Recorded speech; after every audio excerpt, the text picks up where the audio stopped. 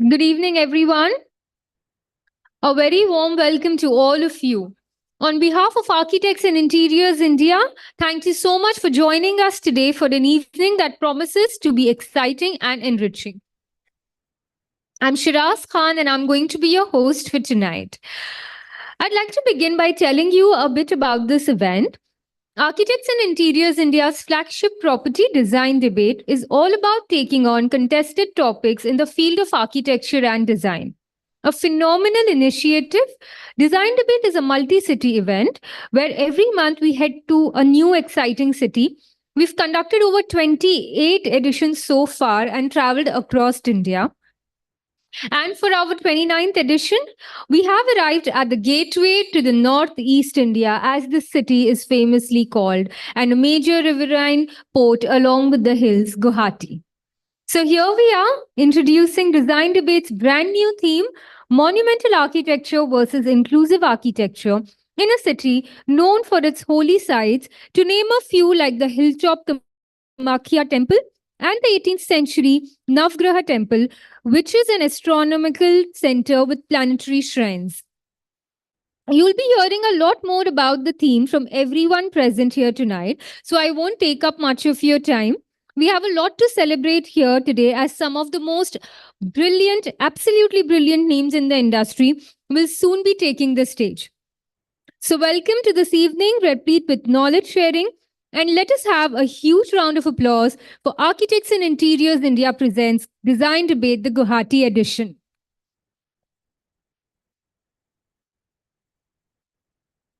So, to begin with, let me call on stage Mr. Indrajit Sauji, Group Publishing Director of IGP Media Group, the person who ideated and created this platform, to deliver the opening speech. Please join me to welcome him with a huge round of applause.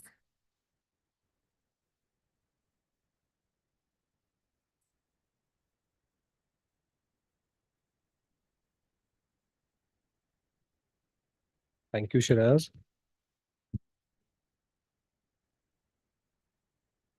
Guinea se Guwahati. Namaste and warm welcome to Design Debate Guwahati edition.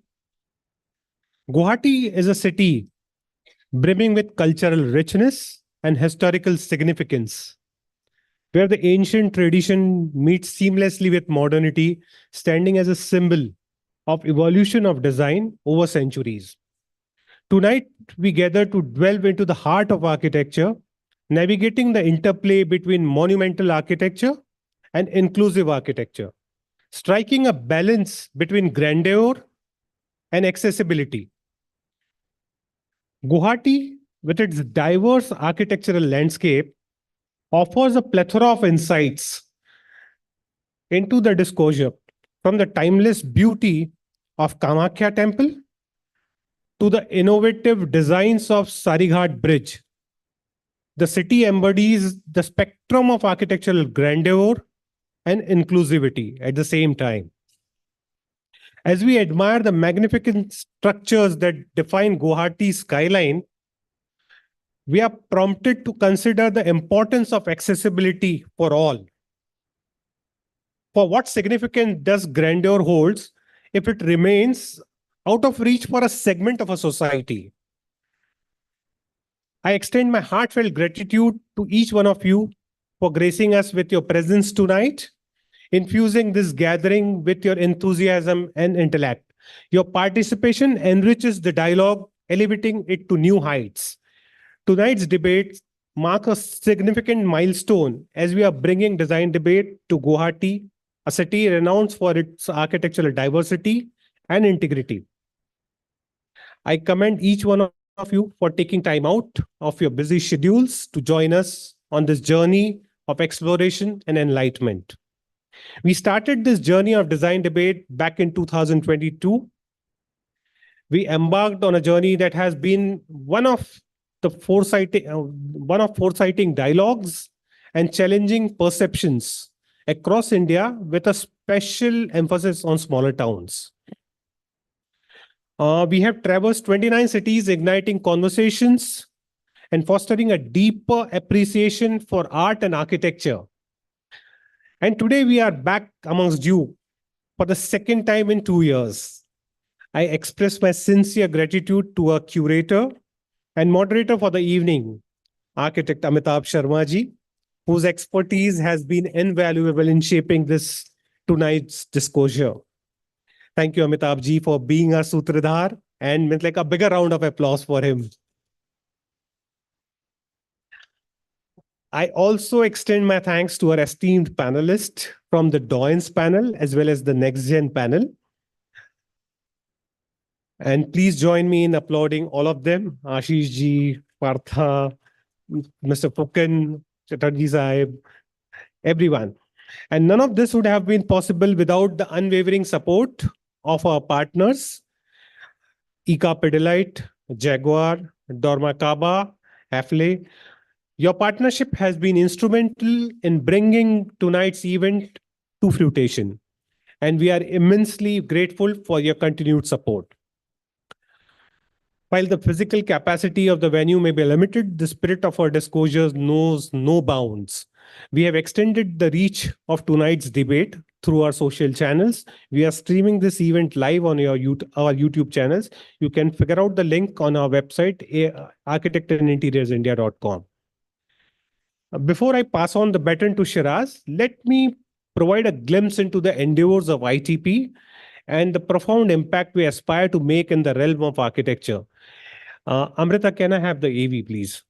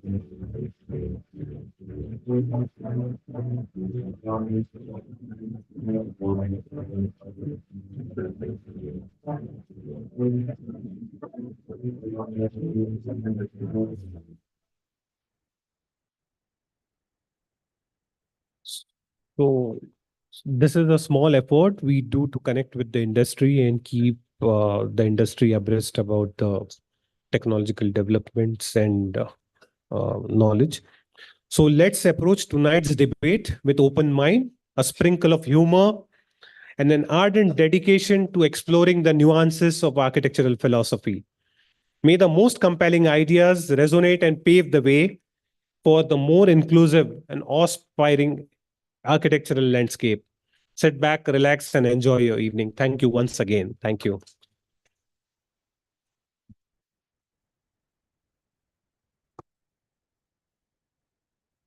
Thank you so much, sir, for that heartwarming speech. Architects and Interiors India's design debate has always been grateful to partner with one of the most trusted and reputed brands in the field of architecture and design. And having said that, I present to you all one of the finest brands for wood finishes, ICA. Can we please have the AV?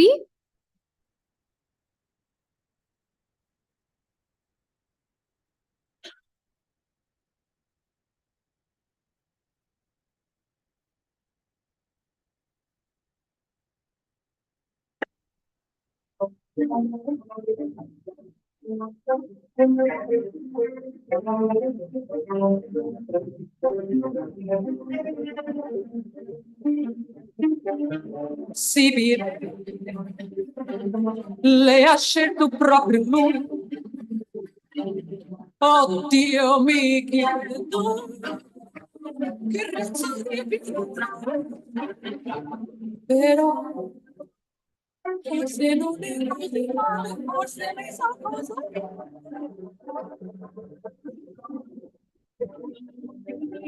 Mia figlia,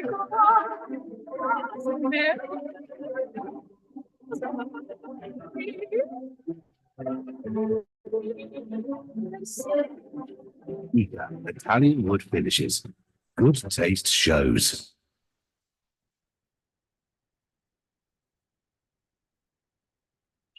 Thank you to the team of ICA for that interesting AV. I would now like to invite Mr. Gaurav Jain, Regional Sales Manager, Northeast, to kindly come on stage and present further about the wide range of wood coatings and finishes by ICA.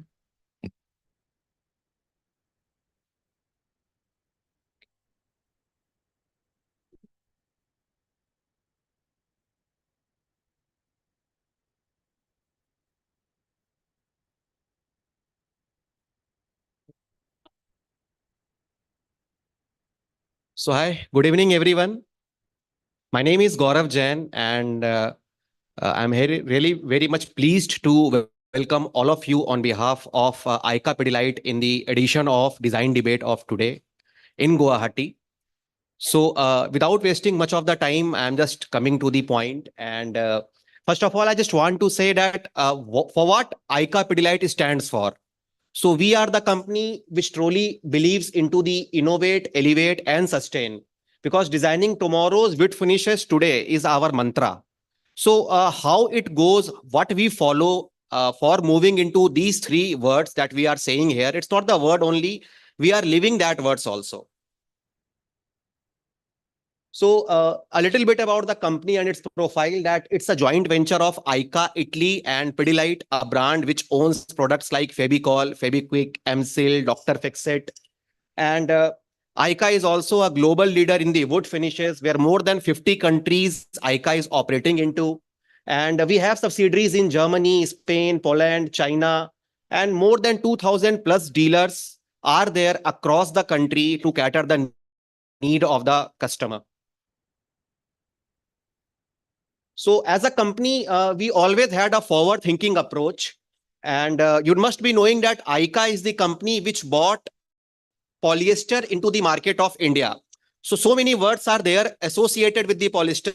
Few people say it lamination, few say it polycoat. But yes, this product is being introduced in India, passed by ICA Pidilite.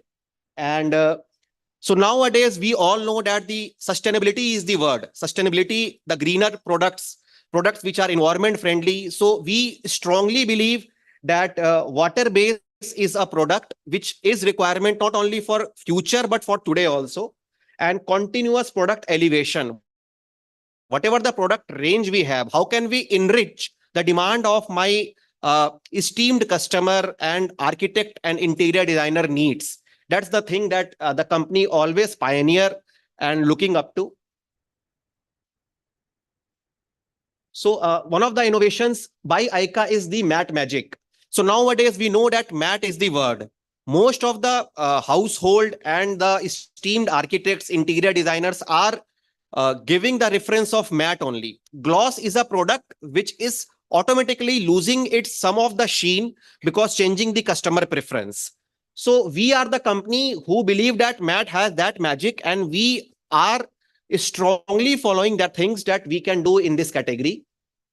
So how the word of matte is being revolutionized, that ICA, foreseeing the market trend, has embraced the rising demand of matte finishes. So we have S matte, also known as super matte, which is suitable for both clear and pigmented surfaces.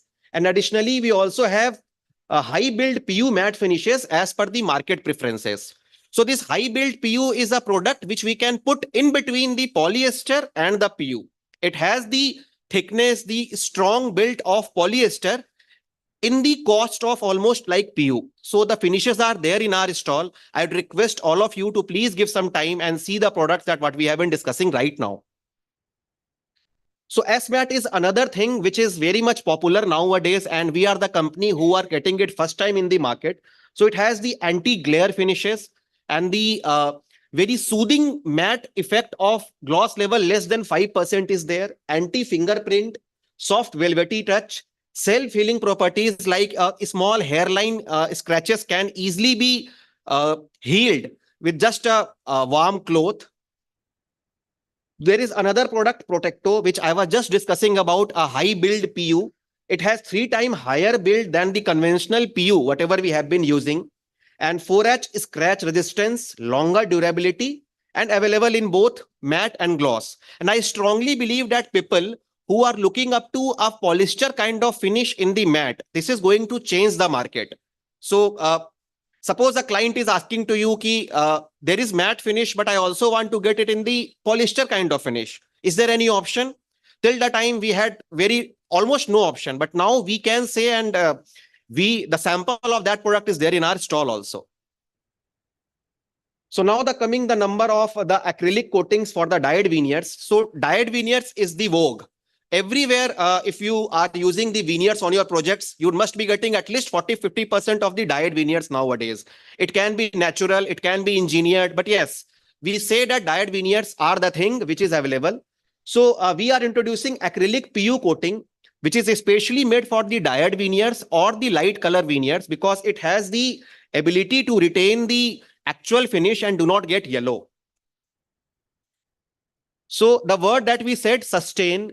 So in response to the global trend towards greener and sustainable solutions, ICA is proactively transitioning towards more eco-friendly alternatives.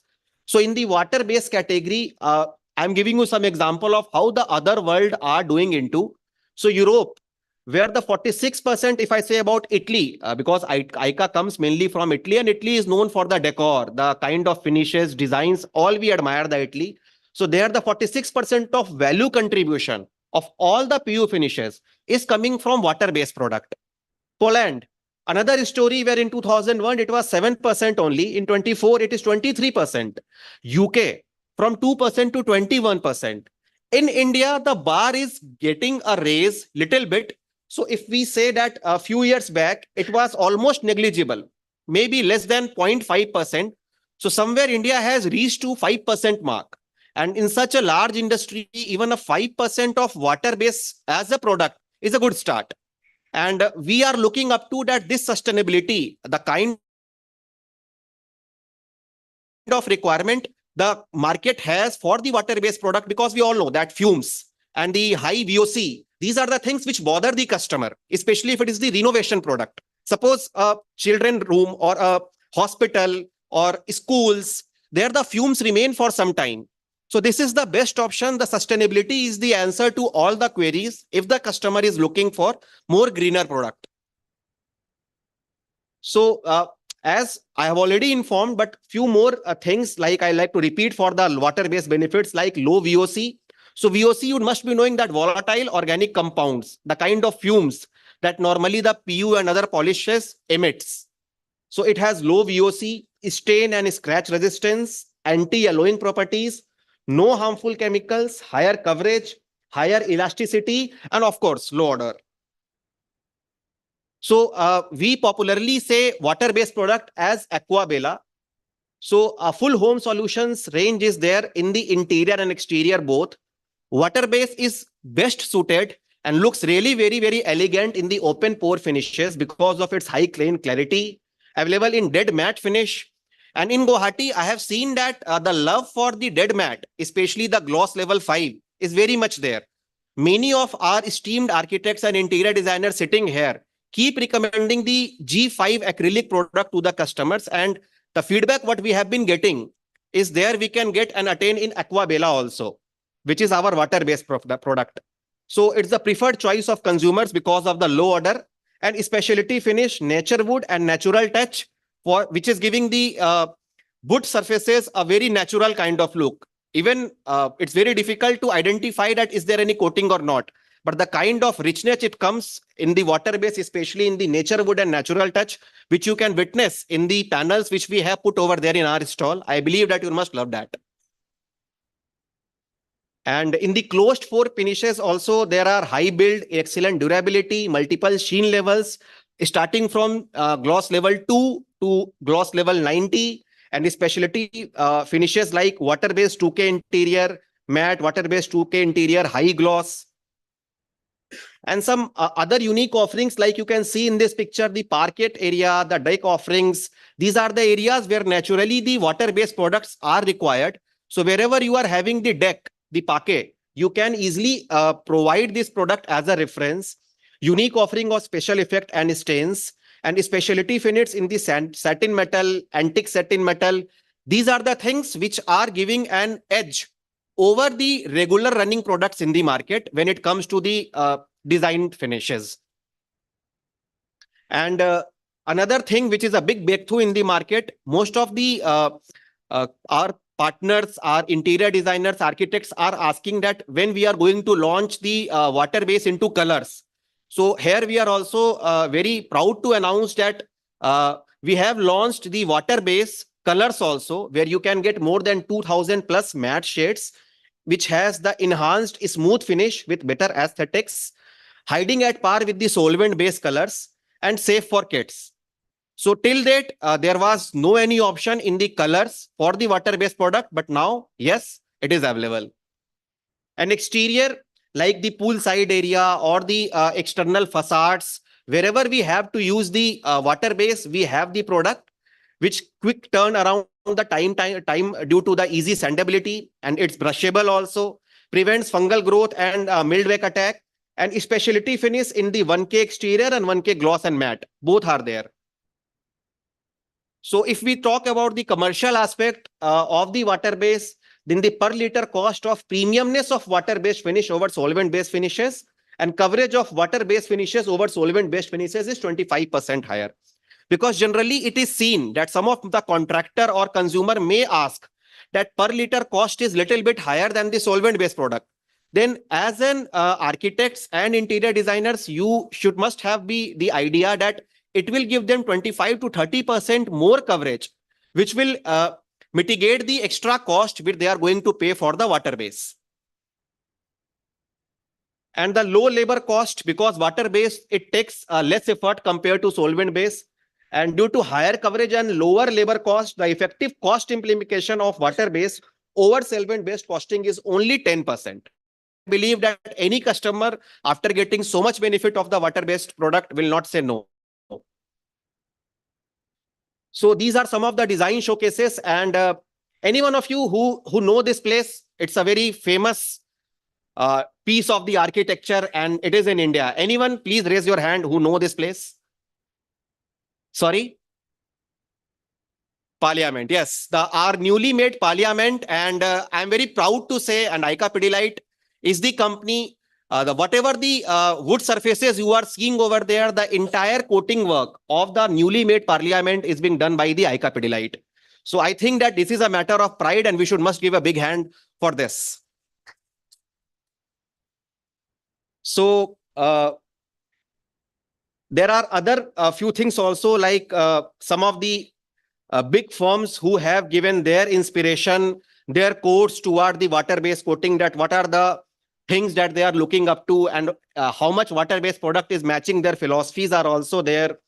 So firm like Pale, Lago, Loose by Joe Colombo, about SMAT, and Academia Del Mobile, then Chessboard for Queen's Gambit series on Netflix. So these are the few firms which has given their very kind words and their admiration about the products that they have liked about the ICA Pidilite. So with this, I'm just concluding my session. And once again, thanks for being patient to listen me out. Thanks.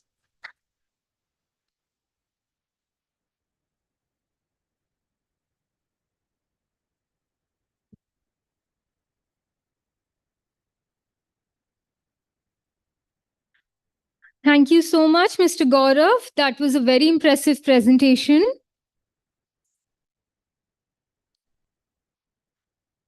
So before we continue further, we have amongst us a brand offering excellent interior solutions, specializing in furniture fittings and architectural hardware, Hafele. Can we please have the AV?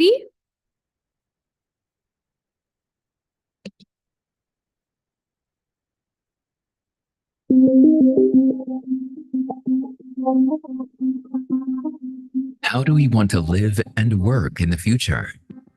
Higher, bigger, smaller, more luxurious, scaled down? Well, maybe not that scaled down. How about more sophisticated? Like our solutions. But what solutions do we need to meet the challenges of a changing urban world? One thing is certain.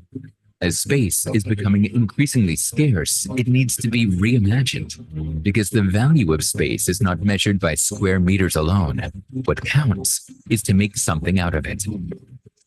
This is our goal, achieving the maximum together for residents, guests, and investors. Optimal solutions for limited space. That's what it's all about for us. Maximizing the value of space together for everyone. Atmospheric, functional, intelligent, and organized. Maximizing the value of space together. Thank you to the team of Hafele for that insightful AV. And moving on, Design Debate, being a knowledgeable and a knowledge sharing platform, involves the industry's experts in panel discussions, giving them an opportunity to share their thoughts and views. And only an expert with precision and profound knowledge can conduct the same. We are fortunate to have amongst us one such personality moderating the panel discussions for this edition. He has completed his graduation from Sir J.J. College of Architecture, Mumbai, and then engaged himself in designing and planning of various residential, commercial, industrial, and educational prestigious projects like the School of Management, IIT Powai, commercial projects for the Rahejas, UTI office at CBD Belapur, to name a few. The desire to work for his home estate brought him back to Guwahati, where he started his architectural practice and formed his partnership firm AKAR, undertaking several residential and commercial projects, and later on formed AKAR Foundation, which led him to work extensively on architectural projects of various nature like educational, sports, and industrial as well. He has served as the General Secretary of the Association of Architecture, Assam. His architectural philosophy lies in the greatness of simplicity, which encompasses the environment at every level. His design approach has always been centric and focused on the core values of honesty and commitment.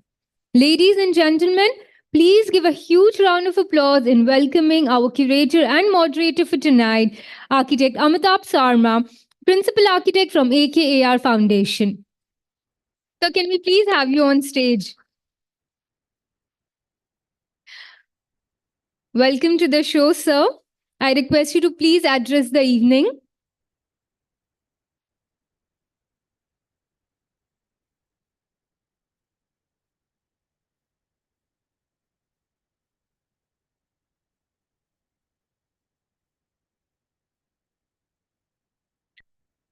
Good evening, everyone. First of all, I would like to extend my gratitude to ITP Media and my good friend Indrajit in particular for entrusting me with this responsibility again this year. I was there last year, so Indrajit said, so I have to be there. It is indeed remarkable that such a galaxy of star architects and designers have gathered here today to celebrate architecture with all its beauty and paradoxes. But architecture, as we all know, as we always knew rather, is not merely about creating structures of aesthetical aspirations. It is also about upholding societal values. So the reason we gather here today is to discuss and debate two very contrasting paradigms within the architectural realm. One is monumental architecture, and the other one is inclusive architecture. The discussion is about the merits and challenges of each form, and to eventually explore the crucial balance that may be needed between the two. I hope we have a very interesting discourse in the two panels that is going to happen in a very short time. And I thank once again each one of you for being here. And please be with us throughout the event. And we request you to engage yourselves along with the panelists. That would be most encouraging for everybody on stage. And with this, I think I again thank ITV Media for giving me this opportunity. Thank you so much. Sir, I request you to please stay back. Thank you so much for your kind words. I now request Mr. Indrajit Sauji, Group Publishing Director from ITP Media Group, and Mr. Viresh Malan, Chief of Sales from ICA, to kindly come on stage and felicitate our dear curator.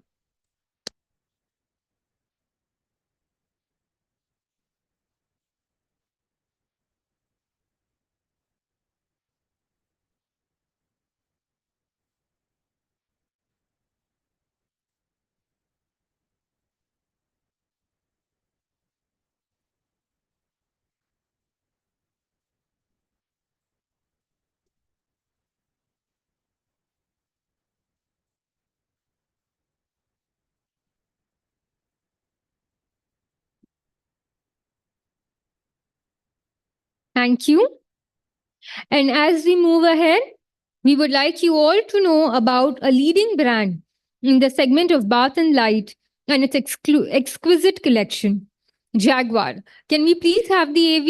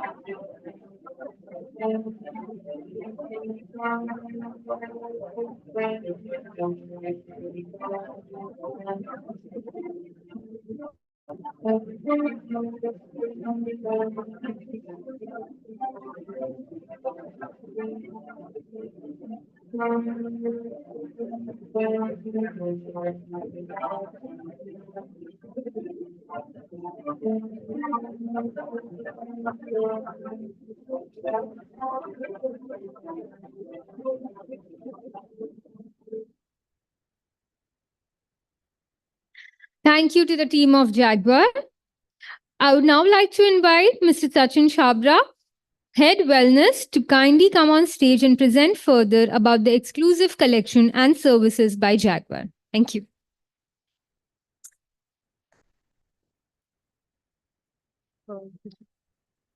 But to do right.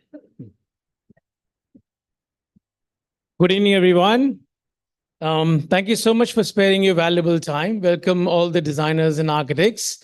It's always wonderful to have a full house of the talent and the ideas, coming through under one roof, which is always a blessing for us. Sorry, can we have the presentation, please? Presentation, please. Now from the beginning. Yep. Okay. So you have seen the AV earlier. Everybody knows about Jaguar brand, yes? Jaguar brand is the heart of bathroom and lighting industry. We all know that very well. Jaguar has always been into, bringing new concepts, new verticals to give an end-to-end solutions to the entire customer universe. So when we talk about a complete bathing and lighting solution, we really mean from gate to the bathroom, we should offer every solution we can, because for any site to complete, the lighting and the bathroom fittings are very important. You cannot enter into any office or a commercial site or a house without bathroom products and lighting products. And we master in that. From the last 64 plus years, we've been pioneering that all across the globe. Now, when we say all across the globe, we have a presence in 55 countries of the world, and we are doing phenomenally well in all those countries too, as well as, of course, in India. Now, when we talk about a complete bathing solution, we talk about diversify ourselves into hot water solutions, into shower enclosures, into lighting, and wellness as well. Wellness actually plays a very, very important role in everybody's life. So let's talk about it. So, wellness is something which is, has become a more of a necessity, which people used to think it was a luxury earlier, for which we have, created such kind of solutions which can benefit the entire customer universe. So, very important is the mind, body, and soul connection. If the mind, body, and soul connection is not there, you do not really feel good about it. It basically changes the way you feel, and you show up every day to either to your work, to your families. Because if you are healthy from inside, the mental health is all been taken care of. You always come with a lot of positive energy and positive thoughts.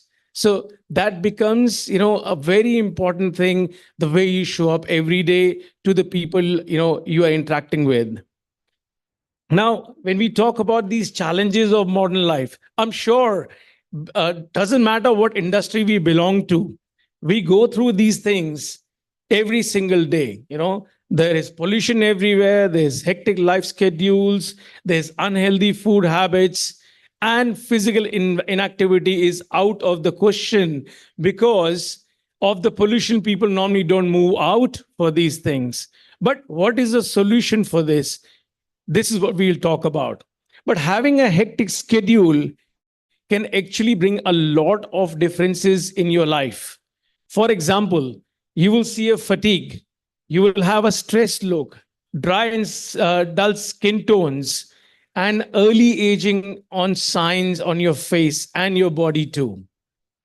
So what do we really do about it? I mean, a lot of people say that, at the beginning of the year, they always have these resolutions going through, I'll do this and I'll do that. After 15 days, it's all gone away. Correct?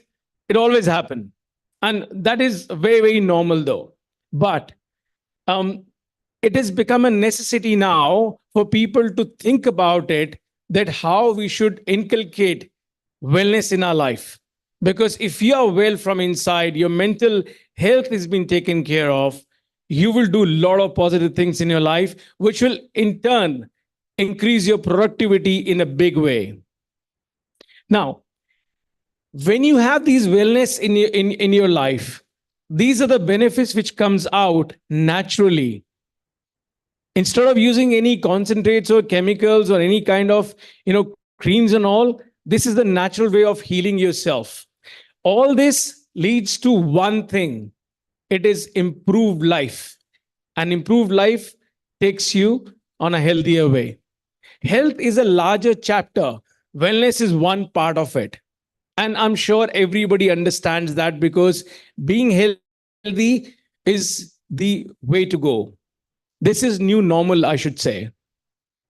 How do we help our customers, bring that spark back? So we have created a complete end-to-end wellness solutions for every need in everybody's house, starting from, plain built-in bathtubs to whirlpools, to steam generators, to saunas, to spas, and to swimming pools also. Plug and play systems, green products. So we do not use any chemicals in building these products so that you get those health benefits in an organic way.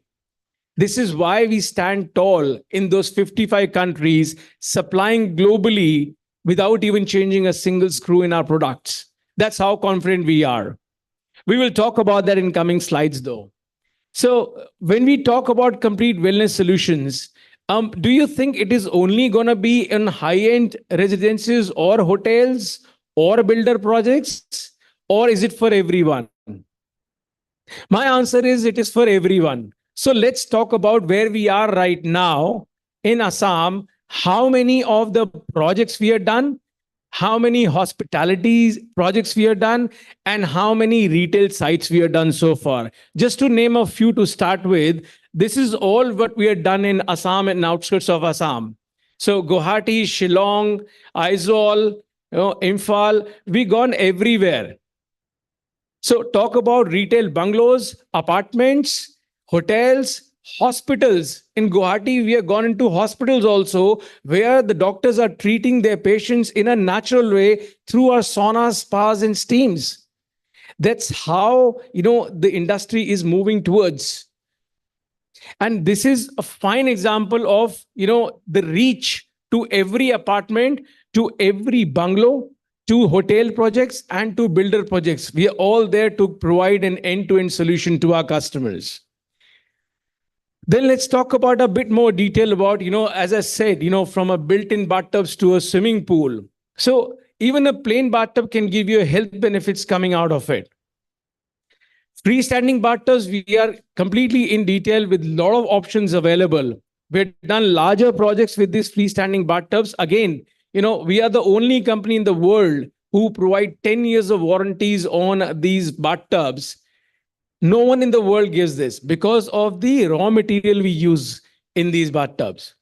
Projects we have done to, recent, and to name a few, to start with is M3M Towers in Gurgaon. We have just recently finished doing this about 15 days ago. Talk about Taj Rambagh Palace. Again, they curated beautiful, rooms, high-end rooms, where they needed these freestanding bathtubs from us in an ACR finish. So tub is white, everything else is an ACR finish. We did that. And when we saw that concept in their bathroom, it was mind-blowing. Really, it was done beautifully. Whirlpools, whirlpools is something which you always need as a water therapy coming from the jets, which basically improves your blood circulation. It enhances your mood and it lets you relax, and which can be a part of your bathroom of any size you want. We have it from 1500 mm to 1900 mm. We have the entire full-blown range. We are coordinated full theme designs which will match your sanitary ware to your faucets. It's a coordinated concept. Casabella in Gandhinagar, we have done every villa with whirlpools in every bathroom. That's how people have taken this as a wellness space. So there is a bathing area, there is a basin area, there is a WC area, and then there is a wellness area in each bathroom. This is how we have seeded in this concept.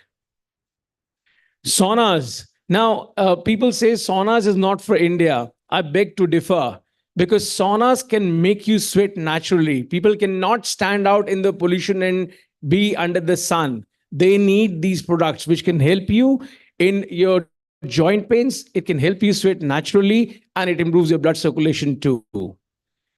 Now, by giving this example, you can understand, Mr. Hrithik Roshan, he's such a technical guy in getting into every PCB and every wires, why we have created this sauna on. We are doing his 4th house now in Mumbai of our steam and sauna. This is how far we have gone to. We've done projects also. This is one of the example I'm giving you. Steam solutions. So we have steam generators from 4 kilowatt to 24 kilowatt. Steam cabins.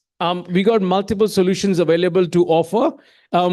We done bigger projects as well with end-to-end solution by giving our shower enclosures with the roof and steam generators inbuilt into it. They're all IP67 rated steam generators. To name a few, Kalpatru in Mumbai, every master bathroom has a steam generator there. So even builders wants to give something very, very different, which can enhance the value of their project, as well as give the health benefits to the customers.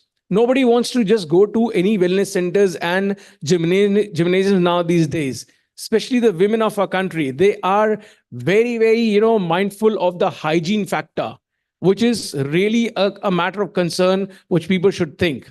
So having these kind of wellness products in your own home, in your own time, in your own privacy, with your own people makes a lot of difference. Rashtrapati Bhavan. So our own dear president, in her bathroom itself, our steam cabin is installed, which she's using it day in, day out. Talking about spas, this category has taken, its own place now, and people are looking, for these kind of products in outdoor spaces, on terrace gardens. They're making spa rooms for it. We have multiple options available to offer it to them as well. To talk about the project we've done in Milan right now, we have just done a project in Milan, which is City Life Residences, where we have delivered about 19 spas. It's a high-end apartments, which we have just done and finished.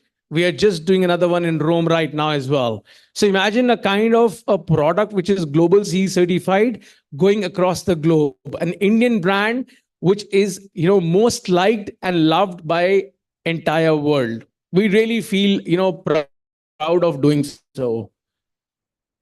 Another project we did in Portugal, it's a resort called Sublime Campata. It's one of the high-end resorts, a talk of Europe. So we were the only brand which was being selected out of 16 wellness brands across the globe, which delivered the spa, saunas, and steam this. Now we're doing the Sublime Campata 2 as well with them. PS Group in Kolkata. Kolkata has been a very, very good market for us. We already done a larger number of spas. This project particularly had 100 spas in their project. Every apartment has our spa in there. Going forward, we are doing it with Imami Asta as well, with about 200 spas. So all these products are already inculcated in their apartments, and people are loving it to use it. Initially, this builder was thinking of giving a car worth 8 lakh rupees with every apartment. So we pitched in, we explained them that your customers need an experience. A person buying that category of apartment do not need an 8 lakh rupees worth of a car. They are looking for an experience. So we went in, we explained the idea, they liked it, we did the mock-up, and we finally got the order to deliver it. Swim spas. So concrete swimming pools are fizzling out because of the leakages, because of the headaches of machine room, of having the filtration plants, of heaters and manpowers. We come into the picture with plug-and-play swim spas. Technically, with this, you have to do nothing. You just have to place the product. You don't have to create a cavity. You don't need a machine room, no manpower, no filtration required. Literally plug and play. And it comes in different sizes. And we are even going further ahead to make bigger sizes as well. An outdoor product, UV protected shell. This is what we are looking at. Now, we have done projects in Cameroon as well, in Africa, with our swimming pools. And Emanora in Pune, where we delivered 35 swimming pools. Every balcony has a swimming pool there, where they were thinking of making a concrete pool with a stagnant water, which people don't like it anymore. People don't want to get into a stagnant one. People need action to go forward ahead. So we offer these to them, and they've already taken 35. And the next tower coming up will be another 35. Our association, with global designers, they're wonderful people. We do a lot of work with them. They design a lot of wellness products for us, which are very contemporary and very minimalistic. What we do is we add innovative technologies to bring those products to life.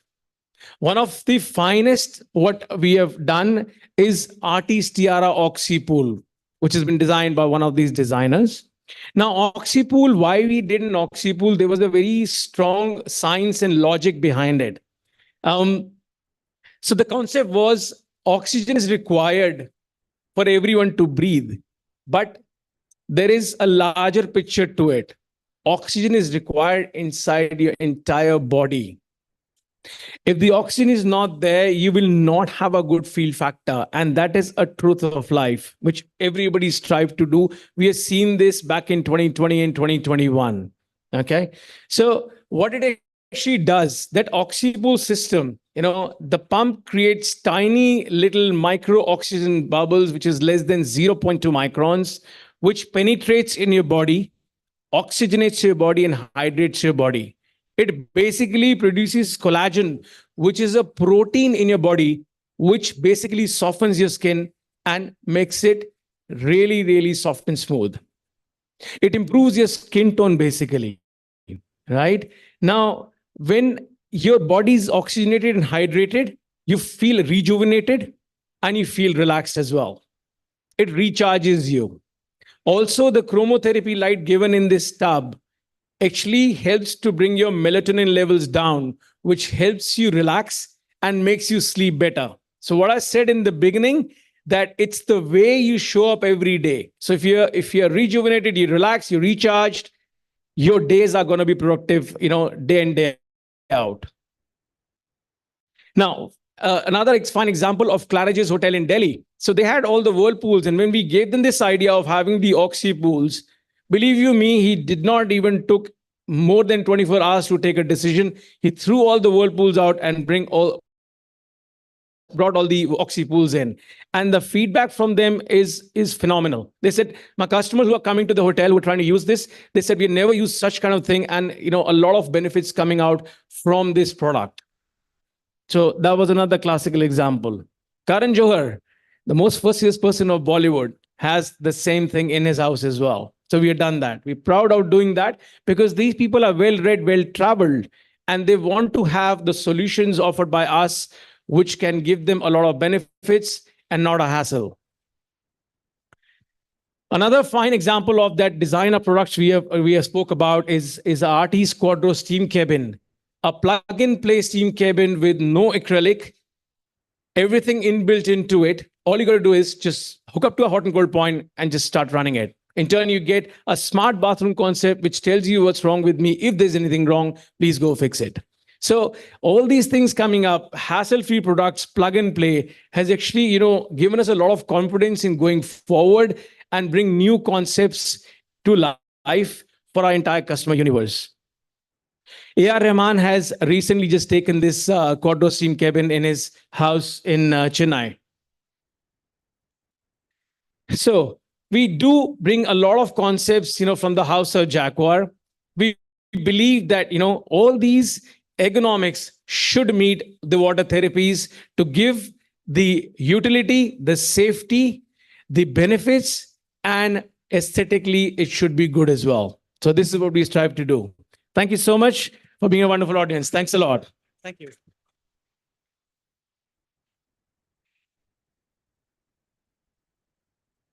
Thank you so much, sir. That was a very insightful presentation.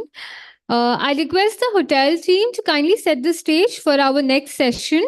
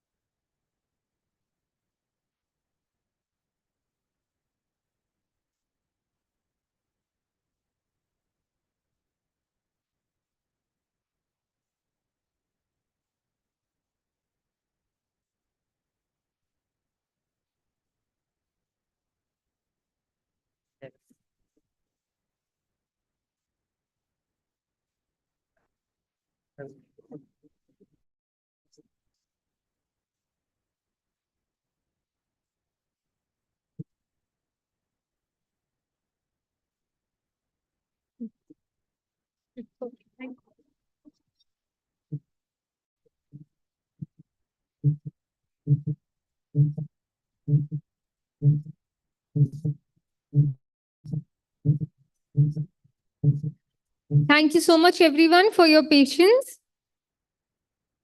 And now we move on to the most awaited part of the evening, our panel discussions. Uh, so I'd like to begin with the dynamic doyens panel, the stalwarts of the design industry. To begin the session, I'd like to welcome back on stage our curator and moderator, architect Amitabh Sarma, to kindly conduct the doyens panel discussion. Sir, can we please have you on stage?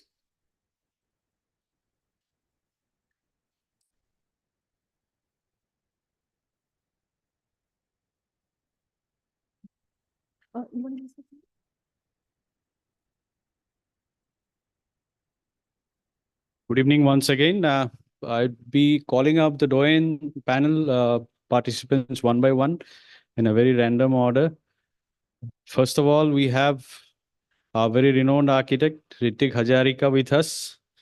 He's a graduate from SPA from the 1998 batch and has more than 20 years of experience working in a wide range of projects. He has been awarded by HUDCO and Griha Council for his works on sustainable buildings.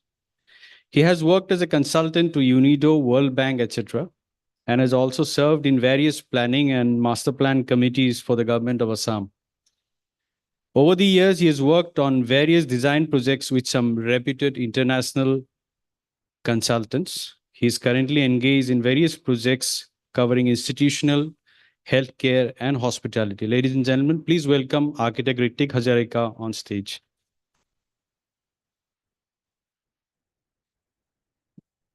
Next in line, we have our senior architect, architect Pankaj Fukan with us, who began his career with architect B. Chandrasekhar's Image Architects in New Delhi, where the foundation of his architectural journey was laid.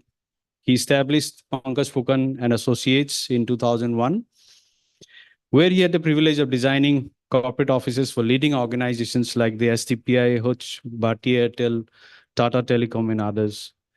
His organization has been credited with designing large-scale corporate healthcare facilities up to 350-bed super specialty hospitals. At present, they're on the verge of completing the first space planetariums in eastern parts of India, one of the very few in the entire country. His passion for architecture extends beyond design, and he sees it as a powerful tool for social change. Ladies and gentlemen, please welcome architect Pankaj Fukan on stage, please. Next, we have architect Devashish Chakraborty with us, who has a profound experience of 27 years in the field of architecture and interior design. He is currently leading the legacy of the firm Designers Guild, one of the reputed and the oldest consultancy firms in the Northeast, which was established in the year 1966. Architect Devashish Chakraborty, with his graduation in architecture from NIT Trichy, has been contributing immensely in the construction industry with his vast expertise in architecture, interior design, and green building practices. A remarkable achievement, while pursuing his final year of graduation, he was conferred with a prestigious certification from the University of Cambridge, UK, towards a documentation program for the South Indian temple architecture in the district of Kumbakonam in Tamil Nadu. Ladies and gentlemen, please welcome architect Devasi Chakravarti on stage, please.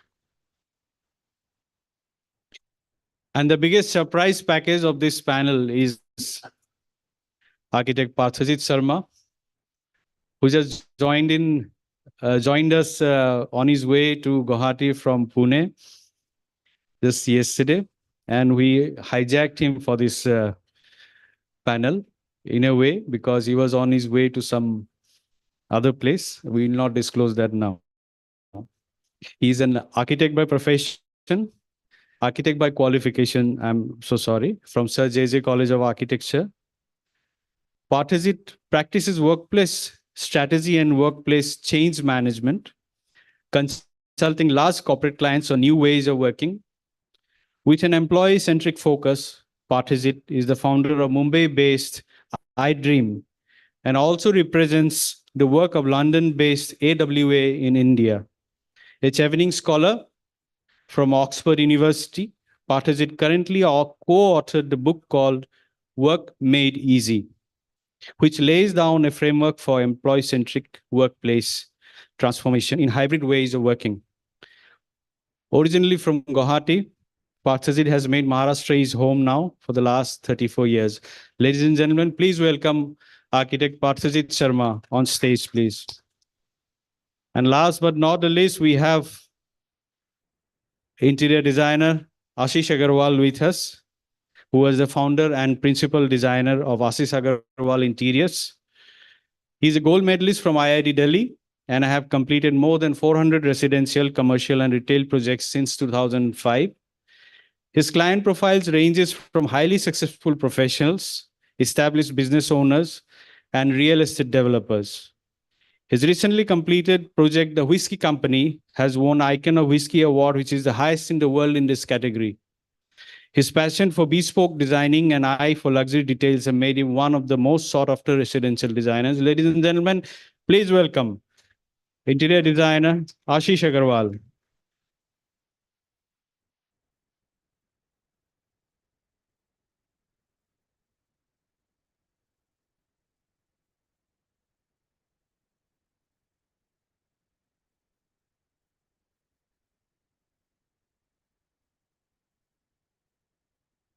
Good evening to each and every one of you in the audience, and a very warm welcome to all the panelists who have gathered here. I think we are all charged up here to a very engrossing session of discussion, which is a very pertinent topic. And the topic we have on hand is monumentality versus inclusive architecture, or we would rather call it monumentality and inclusive architecture. We wouldn't want to call it versus, because there are a lot of contradictory ideas and thoughts which are going to flow in the time to come. Just to start off with the proceedings, I would first come to architect Ritik. Ritik, with your vast array of projects behind you and your experiences, what are your thoughts on monumental architecture in its true sense? How do you perceive monumental architecture in a way?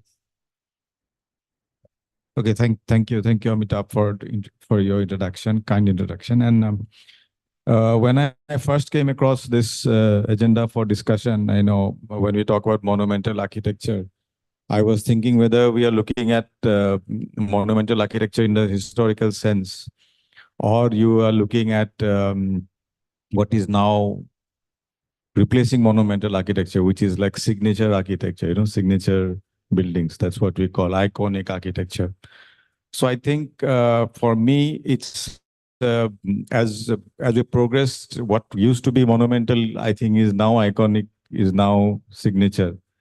So I see that as that is my take from this topic. I don't know what the other panelists think. And so if you ask me my introduction to this kind of architecture, I think this is what got me into architecture in the first place. I was inspired by some very monumental buildings. I mean, I was told that this is architecture. I did, and then I looked up some books and all that. So I thought architecture was all about monumentalism. I did not know any other way. So that was my beginning to start with. And as you learned your way, you learned through college and through practice. And we realized that as I said, the second part of the point is that we are now making not necessarily monumental architecture, but signature architecture. And that is what is replacing monumental architecture. So in brief, I think without getting into projects, I think that is my take. And I think all of us can relate to what signature architecture is, So that is my take on your initial question, Amitabh. Okay, I think that's a very interesting point, the word signature. Now, we can define signature architecture in so many different ways. I mean, there is no end to it. I think that's a very interesting window that you have opened for all of us to go ahead from here. Ritik, I thank you for your insight. I come to you, Pankaj, next. You have been around places. You have been in Chandigarh, I think, in your formative years during your education period. Again, what according to you is monumental in architecture? Is it just scale, grandeur, stature, or any kind of historical significance, or is there anything else about it?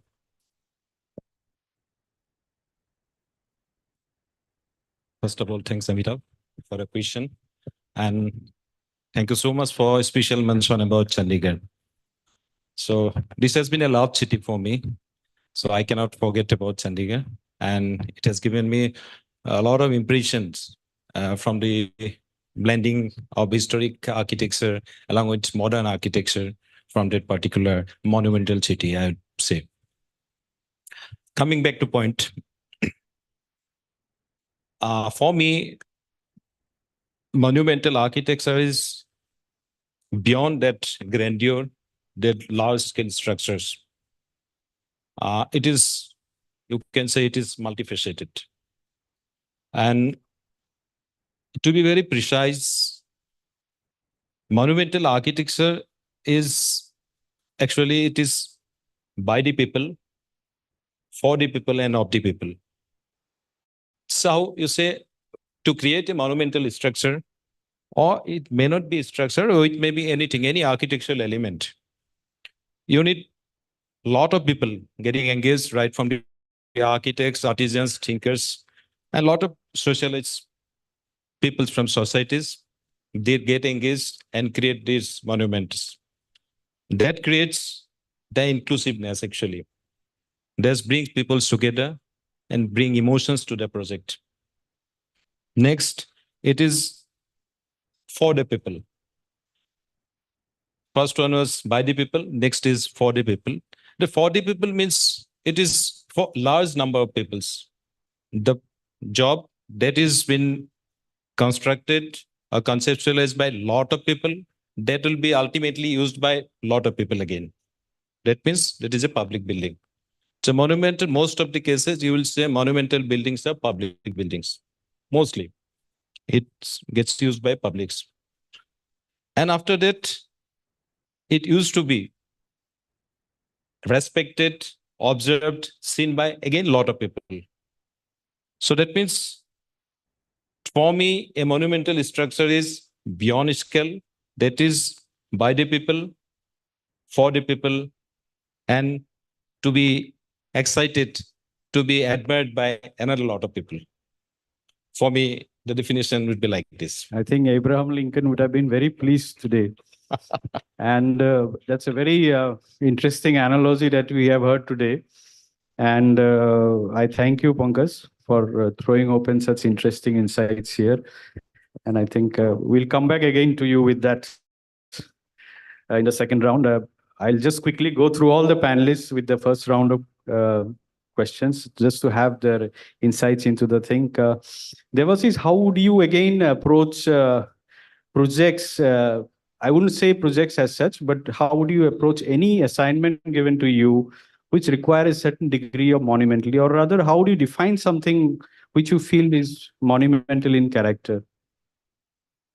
Yeah, hello everybody, and thanks to the ITP Media Group, especially Mr. Indrajit, who has conducted such a wonderful event and such a wonderful debate and topic, monumental architecture versus inclusive architecture. Yeah, coming into Amitabh's question, uh, um, just a brief I'm giving you. What is a monument? No, what is a monument? Everybody must be knowing that, like since our childhood days, like Taj Mahal, that's a monument. So coming to monumental architecture, it's something which is vast, impressive, large to the scale and proportion, and which symbolizes power, which symbolizes religious beliefs. And they have got some historical significance. Of course, they have a significant historical importance and cultural importance also. Now, talking about the activities which are done in a monumental architecture or activities which were there in monumental architecture, they composed of, like as architect Pangaja said, they were mostly public spaces, gathering spaces. There were burials, there were tombs, and there were temples for religious activities. There were amphitheaters for sports. So in day-to-day, activity, you see all these are all these were all these were connected to those monuments, and they had certain amount of symbols with respect to the power, symbols with respect to the worship, so those kind of things. Now, coming into your question, as far as my approach is concerned, I would feel that certain amount of monumentality or certain degree of monumentality won't be the question actually for me. I think it should be placed in such a way that why monumentality is required. First of all, number one, had there been any kind of arguments or had there been any kind of choice by the society or the community or the client, I would say, who wants monumentality, we have to justify why it is required. Now, monumentality as such is not just about creating large structures. It can be in a very smaller scale also, depending on the society, what they want. Now, as for example, let me just give you a small example, like a society, or if it is a community market, suppose. Now, how would I define that market? Because, see, the environmental aspects, the built-in aspects, the cultural aspects, as well as the historical significance of that particular place has to be decided first. And then I have to showcase my design concept in such a way that for that market, I can think of something like a gateway. Now, if I put a gateway into the market, it can be in a very monumental scale, and that will symbolize the culture of the space. That will symbolize the tradition of the space, the historical significance of the space. So in that way, we can approach into certain degree of monumentality, and it's not necessary that all the buildings have to be monumental. So I got your point. It's based on the specifics of based on the need of the place and based on the design requirements of a certain assignment, you would define what needs to be monumental and what does not need to be monumental. That's what you are trying to say.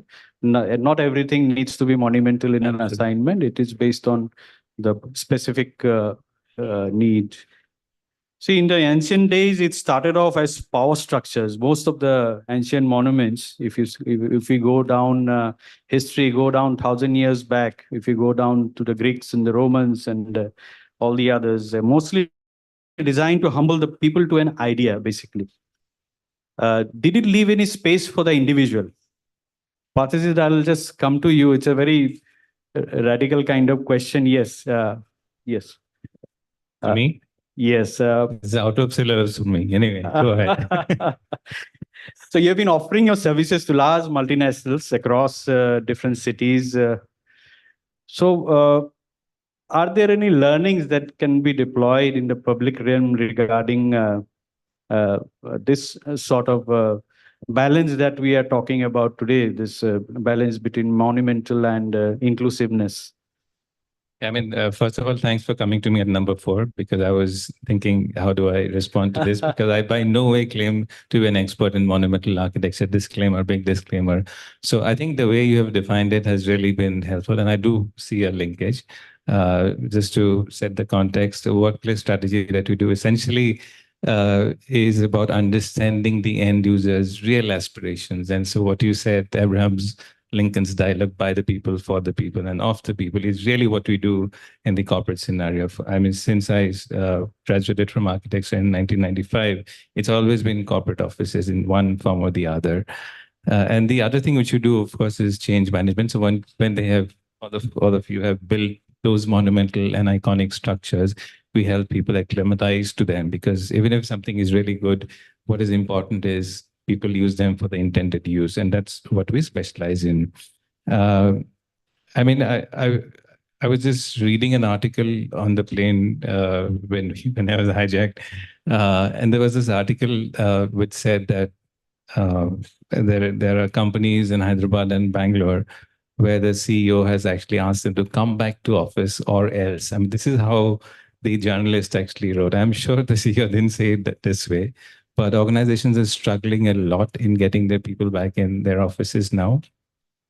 And I think one of the things that we've seen our clients actually utilize is the monumentality of the buildings itself as a draw for people to come back to office, to instill a sense of pride and belonging within their organizations. So we've seen that. And how do you really do that? How do you really use that? Is, of course, I mean, we have a certain framework to that. The other thing is, okay, you've got the people back, you've retained and attracted talent to the office. Now, how do you keep them engaged? Because you've got them to the office. Now, how do you keep them engaged? And what we've seen is that, and that's where human centricity, that's where Abraham Lincoln actually comes in. How do you understand the true aspirations of people? How do you get to know what they really want? What are the unspoken needs? And that's what we do. We do research to actually find out what they want, and we deliver experiences to them which they can relate to. And I think that's one very crucial thing that we do, that, you know, any piece of design that you give, people need to be able to relate to it. And then, of course, it needs to be easy to do that. And I see a lot of connection with what you have all said. We do this, of course, for the corporate sector. But if we take it to the public realm that we spoke about, so monumentally can be used to instill sense of pride, a sense of belonging about a place. And then secondly, of course, when it comes to inclusivity, being human-centric and really delivering something which they can relate to, will actually, I mean, monumental is expensive, right? Structures are really, really expensive. And you spend billions of dollars or thousands of crores of rupees. And then if it is not utilized by the people, if it doesn't mean anything to the people, it's either considered an expense or it's waste of money. So the cost of monumental that's a very important point. Monumentally brings in, I was just going through your last point. Monumentally brings in sense of belonging to a certain place. So you have a monument in a certain, you feel proud that we belong to that place where that monument is, right? Yeah. Like we are very proud about the Kamakya temple today. Right. Yeah. Right? Guwahati is identified with Kamakya. Anybody coming to Guwahati for the first time, I'm dead sure they would want to have Kamakya on their visit list. So I think that's a very valid point that you have mentioned. Offhand, I think when you said about bringing people into a workplace and then making them feel proud about coming to that place, that itself brings that thought, if we have anything to be very proud of in a place, in a city, in living environment for that matter, so that itself brings purpose to that monument, right? So I think that's well taken.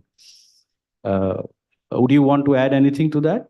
No, I think just to add to that point, Kamakya, you mentioned, or Taj Mahal, you mentioned, unless the Archaeological Survey of India charges people a fee to maintain that and makes it, relatable and for people to use it and experience it, it'll become ruins, right? And we've seen a lot of that happen in India. So if something is not utilized by the people, it'll just fall into ruins.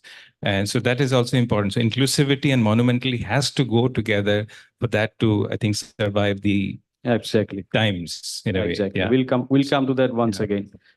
With that, I come to you, Ashish. You have been doing a lot of projects for the corporates also. You have been doing a lot of residential works also. Even in your projects, have you ever encountered that feeling that you have been given an assignment to do something very monumental or something very individualistic? And anything on that line that you would want to share with us? Well, in interior Or- designing in today's time, I have not came across with anyone who's asking me to do anything related to monumental with that scale or that characteristic per se. But ever since I heard the topic about this monuments or monumental architecture, there's been thought which is going on and on and on since morning. So I was just trying to understand what is a monumental architecture. So out of all the experience I've gone through, like I've visited few of them, world-class architecture, and I've been reading on it. One thing which I found was very interesting is that why these buildings were made, you know. So the purpose was very defined and very definite. Although it has a different purpose always. I remember the episode, one of the experience when I've been to Rajasthan in Jodhpur, where the Mehrangarh fort was made. Similarly, there were many more forts and castles which is there across the world. So those buildings eventually become monumental, and the purpose of the building was monumental in its own. So earlier it was to protect from the invaders or to in-house their armies and their everything. Those scale was required. Those protection was required. That there was a definite purpose of this monument architecture. From there, my thought went to a building like Apple Park, which is also a kind of a monumental structure in today's time. So it has been evolving ever since the humankind are making architecture. It is very, very difficult to define what is monumental in today's time. For sure, I understand that if I look at Louvre Museum in Paris, it is one of the best creation of humankind, I would say. It is modern in terms of architecture. It is housing, it houses the highest collection of art in the world. The Mona Lisa painting is there. So it is holding the significance of history, and it's been inspiring designers, artists, art lovers as well. So I think it is a huge responsibility which has been, entrusted to those monumental architecture, and that purpose also evolves over a period of time. So you see a sense of purpose in all the monuments that has struck you all throughout. There's a huge sense of purpose that is there behind each monument that is created. Now, it can be, may or may not be very contradictory. Say, for example, the Colosseum in Rome. It was built to make people feel very excited of all the murder and bloodshed that used to happen. They used to see gladiators fighting and this, that, and it was done to humble people to something like the everlasting power of Rome, right? And immortalize the emperor. In a way, it's impressive how effective this monument still remains. I mean, you would see tourists wander in the corridors and the halls of the Colosseum and still get excited, imagining the glory and the bloodshed that all happened at some point of time. I mean, there are different points to, if you want to justify a monument like that, again, you have to go back down history and then trend. But coming back to today's context, I would again come to Ritik. How relevant, how would you or how do you think monumental architecture has its relevance in today's context in that sense? I mean, how it has evolved over the years?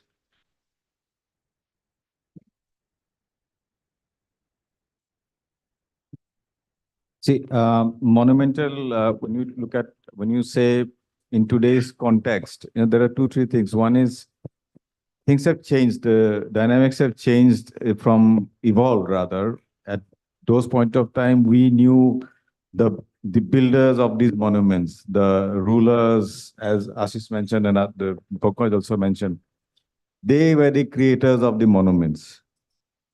They dictated who, we don't know who the architect of Taj Mahal is or Colosseum, so, or for that matter, our own Guwahati ruins. I'm quite certain, I have read in many books that the architects for the Guwahati, the monuments, that we had, they were got from Bengal and parts of Eastern Bihar. And one of them decided to, A lot of artisans from Bihar and the Bengal. architect is mentioned, and then he went about taking notes of the lifestyle of people and how they lived and all that. When he was about to go back after finishing all this Tolatal Ghor and all that, and somebody informed the king then that this fellow had taken notes and he is taking notes of how we live, and it's some state secret is about to go to to Bengal, and they promptly killed him. So this is what happened. So I'm just giving it's probably off the track to this discussion, but you see, we always look, the stories behind monuments were about rulers, were about power, were about displaying to people. Whereas I think nowadays things have changed a little bit. It's also about corporate identity, about individual aspirations, the client's aspirations. Also, new factor that has come in is the signature part of which I mentioned, the architect and his stamp on these modern day monuments, which we like to call signature or iconic buildings. Sometimes it so happens that we don't know the owner, but we know the architect, and I think as 50 years down the line, 100 years down the line, they will be remembered, that will be the monument or that what we leave behind, our generation. So I think this has evolved. And I think I don't know, maybe I've digressed. Your question was whether You are on track. You can continue. yeah. Okay. So I think, yeah, it is very relevant, I think, nowadays. I think we are still continuing with this, but in a different form. And as humankind, as we want to leave a lasting impression, Do you think context has become very important now, more than the kind of scale and elaboration of monuments that used to happen earlier? Yes. Because scale is something which we have to do with. I mean, we look at the ancient times, the scale was completely different. There were very few, and whatever they built like a grand scale. Nowadays, maybe, yes, there are a lot of things which can be done where the scale is not so much an issue, and even the smallest of buildings and all that, they are monuments to some extent. And if I can give you an example of what I felt was an iconic building and a monument to great engineering, monument to great architecture. What is at one point of time, it was recognized as the face of the city, which is the Hong Kong Shanghai Bank in Hong Kong, the name. So Norman Foster, when he went about making that building, so that was a monumental structure. That's a massive, big structure, and it got flashed all over the world. Everybody knows that building. But then he also brought in a lot of inclusivity in that. If you look at the entire subject matter, because the whole building, the ground floor, building is on stilts. You can actually walk through the building. So people, the residents, the civilians of that city, they are used to walking under the building, through the building, weave around the building, things like that. So I found that quite interesting, that you can have both the, it need not be either or as we have proposed here in the debate, is it either or? I don't think it's an either or. And there are ancient examples also of how people did not do either or. Both the things were possible, and it has been experimented with. And I think we continue to do so. Yes. We'll come to that inclusivity part in a later stage. I think a lot of that scale and elaboration of monuments has now been, it is diluted to a certain extent to the context that is important in the buildings. And coming to you, Pankaj, I just have a pertinent question that do you think a city really needs monuments for its identity and growth? Do you submit to the idea that important public buildings in our cities define a character that is so essential? Do you think to achieve such a feat, being monumental is really necessary? Yes, exactly. See, if you go to make the public building monumental, that means you have to have some character on the building. If you give some character, that means that character reflects the society as a whole. Hello. So definitely the buildings needs some character. It has to be monumental in nature. So that means once you give some character and character, if that character is really popular, it becomes popular, then it becomes monumental down the line. So it changes the fabric of the city. It reflects the society as a whole, the spirit of the society, the cultural impact, and some historical things also gets reflected in the buildings and facades as a character. And definitely it helps by doing so, and by creating monumental structures, it definitely helps in growth of the city. Like the best thing is this tourism. It boosts tourism like anything. So we travel across the world. What to do? First, we go and see whatever the structures are, they are architecturally acceptable structures, good, exciting, whatever we have read in our studies. That first attempt we used to do is that go and visit the site. That is, it boosts tourism like anything.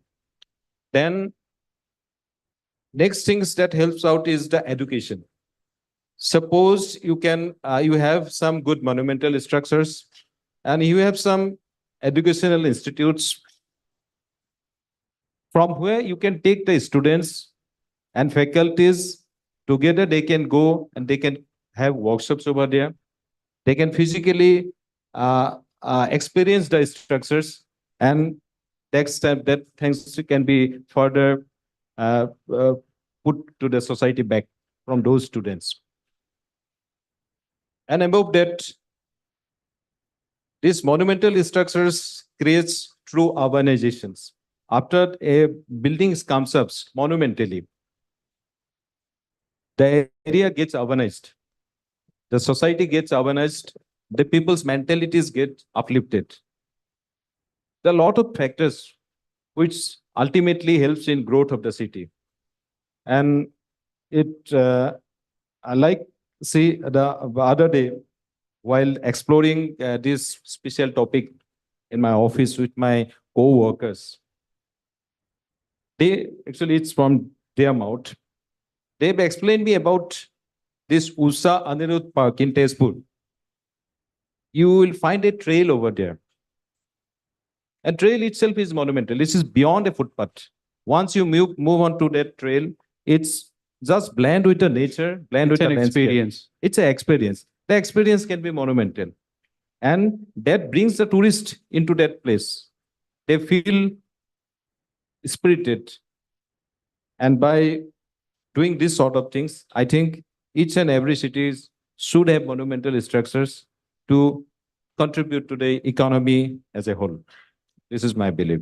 Thank you, Pankaj. I think those are very insightful words that you have used, and we can take this forward.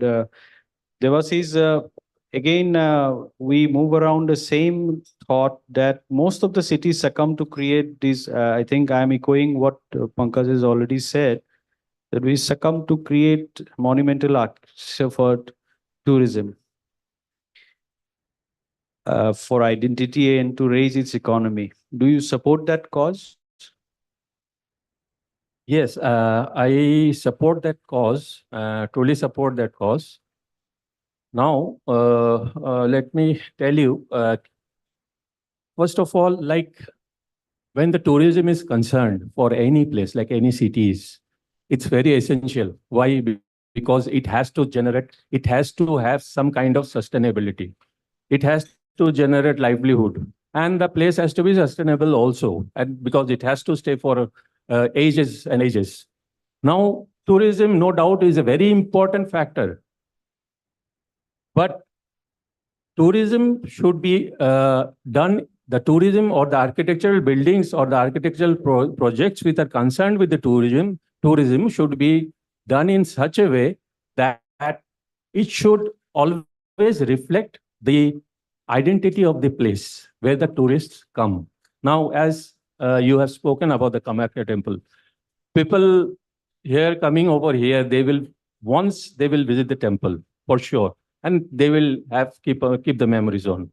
Now, for any place, when you talk about the tourism industry, tourism should be done in such a way, or the architectural part of the tourism industry should be done in such a way that it should have some kind of characteristic with respect to the historical significance or the built environment, or with the culture of the society, culture and tradition of the society. It has to be like we all know that there is cultural heritage tourism. What are those? Those are basically the old ancient monuments that I'm talking about India just. Those are old ancient monuments, like since Kamakya temple, that is a cultural heritage destination, tourism also. But these kind of monuments, as we see all over the country, all over the world, they are managed by the government institutions. And the tourists come and then they flock over there and they carry their memories. Now, when we talk about the modern tourism, or when we talk about the modern or the contemporary style of architecture in tourism, we find that the special characteristic of the place are mostly not mentioned. And it's a modern building, or it's a modern project where it doesn't characterize the essence of the space. Just an example I'll give you. In 2019, like we participated for a design competition by the Punjab government for the entrance gateway of Punjab. That is, actually the story was like that it was a design competition for an entrance gateway, which should have entrance gateway from the city to the Chandigarh airport in Mohali.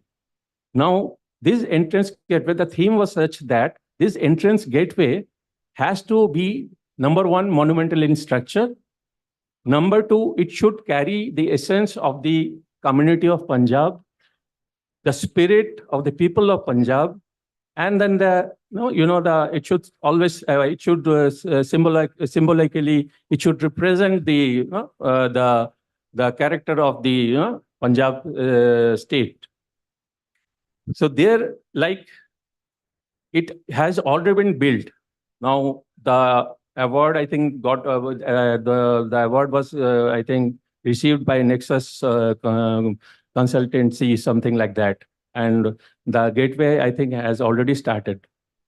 Now this gateway, I mean, the concept was such that people traveling to the city or people coming out from the airport, they have the first glimpse. I mean, they pass through that gateway and they get the glimpse of the state. They get the glimpse of the spirit of the state. So that was the essence. And see, like a Chandigarh city, they had, I mean, developed such a nice concept in the airport, like it's a gateway from the airport. And so many people traveling every day, they are passing on to it and they are having a glimpse of the state and they come across the culture of the state also. So this kind of approach should be done by the government institutions when the tourism factor comes into place. So that can be, I mean, decided by the departments. And of course, there can be some competitions like as the Punjab government has done. So there can be always be a competition where there will be, we can get the best of the best products and the designs. Thank you. That's an interesting insight. While supporting such projects for tourism, don't you even think that there is a school of thought which says that tourism is not good for the sustainability of a city? Do you accept that? No, I don't at all. Because over tourism always kills a city. Exactly. Right. Thing is that tourism. My point is that when we are designing iconic structures or making monuments and trying to invite so much of people into a city, we also should bear in mind the available infrastructure to support that sort of tourism. Absolutely, absolutely, absolutely. So in the process, there has to be some sort of study, right? In the Absolutely. backdrop of every iconic structure or every monumental structure. So do you think such studies are required before we move ahead with such monumental work? Yes, of course, those studies are required. We have to have some kind of, master plan. First of all, we need to have some kind of case studies. We need to understand the kind of tourism which is going to flock over there, for the reason, what purpose, and what kind of livelihood generation will be also be there, because sustainability factor comes into place there. Now, tourism is just not about attracting people. It doesn't mean that like the people like who come over in Guwahati, I'm just giving an example of Guwahati, they're coming for many reasons, not just tourists, and they're coming for many reasons as such. Now, the question is that the tourism industry, what I mean to say is that the tourism industry should comprise some particular parameters with regards to the design or the master plan of the city. Got your point. So that is what we should like focus on it, and we have to have a proper thorough case study Right. about the kind of population or kind of tourist which is going to flock, and then generate our the design. So that's Right. that's a master plan level. Yes, That's basically Ritik, would you want to respond to that? Because that thought is always behind behind the proposal for any kind of monumental structure, that too much of tourism or over tourism in a city without proper planning, without proper execution plan to handle that sort of tourist flow into a city. Do you think that is detrimental to the growth and development of a city? Yeah. Yeah, I think you can say that. I think a lot of these cities are now thinking, and they have already a lot of successful tourist places like Venice, like Paris, they are now putting curbs on tourism. They're looking at time, how much time tourists spend, how much money they. Bhutan, for example, our neighbor. Yes. They have a very strict policy on how much tourism Yes, they want. absolutely. So, so I think it is important that every society, every place, I think, puts a price tag on how much tourism they allow and or they kind of encourage. So it should not be. It should be, because over tourism has killed many places. So I think there is overall, I think there is a tendency to restrict nowadays, and I think not restrict per se, but to measure it out properly so that your ill effects of mass tourism, ill effects of too much tourism, because you sometimes it's not possible to see some things. Kamakya, how many people can go inside? I mean, by any means, you cannot put in 4,000 people for the actual darshan. So they cannot in the future. They have capped. It's not possible. Same because I'm talking about Kamakya because that's relevant here. But in other places also, how many people can you get into a museum at any cost? You cannot have endless number of people going through. Absolutely, absolutely. So that's a fact. There is always a limit to everything. There's a limit. They're nice anyway. Okay. I'll come to Partazit. In your book, Work Made Easy, that you have just launched recently, I believe just a couple of weeks back, I believe. You refer to persuasive design.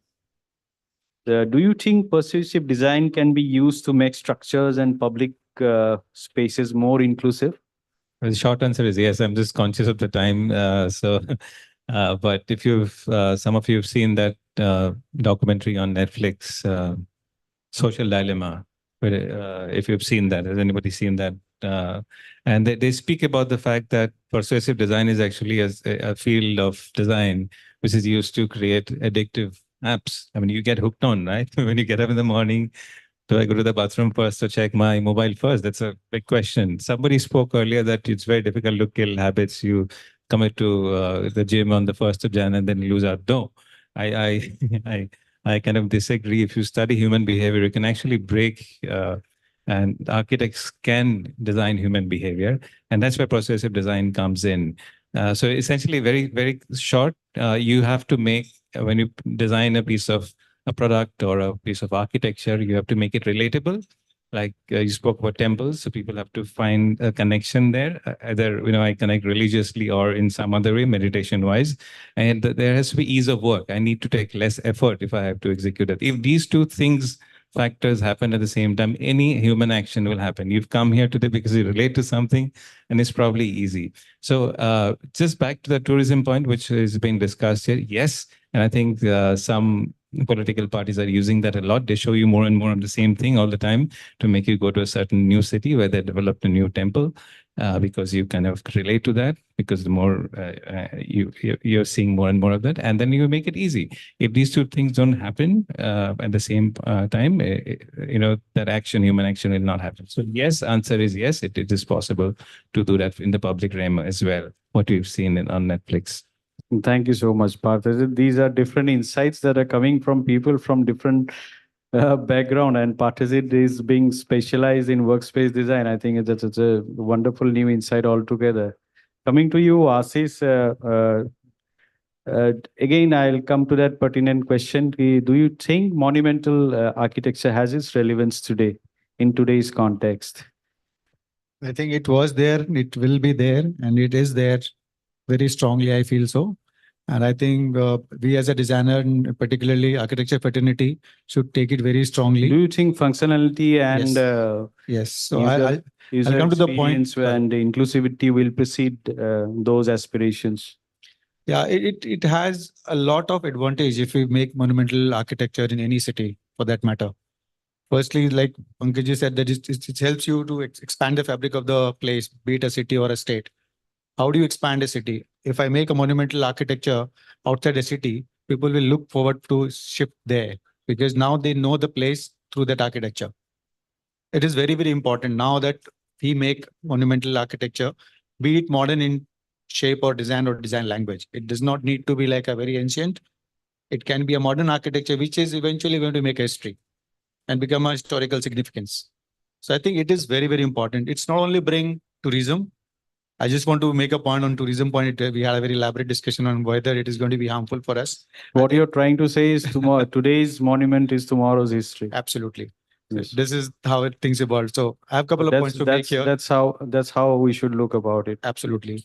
So Okay. I was just trying to make a point on tourism. If you make iconic structure or monumental architecture or a significant building, which becomes ultimately the identity of a city, and you're bound to get more tourists. So there's no harm in getting more tourists. Eventually, the infrastructure is going to be built. Who don't want money? Who don't want identity? Who don't want to go around? That's a more positive way of looking at Absolutely. it. But then again, of course, infrastructure, increasing infrastructure and all those things, that's a different debate altogether. Exactly. We shouldn't get into that today because we have a very limited time. Right. And So that's why we have to yes, take up things yes. like in a positive way. Another point which I want to make here, Yes. Amitabh ji, is that when I saw those buildings or the monumental architecture across the globe, one thing I understood from there is that you learn a lot from that.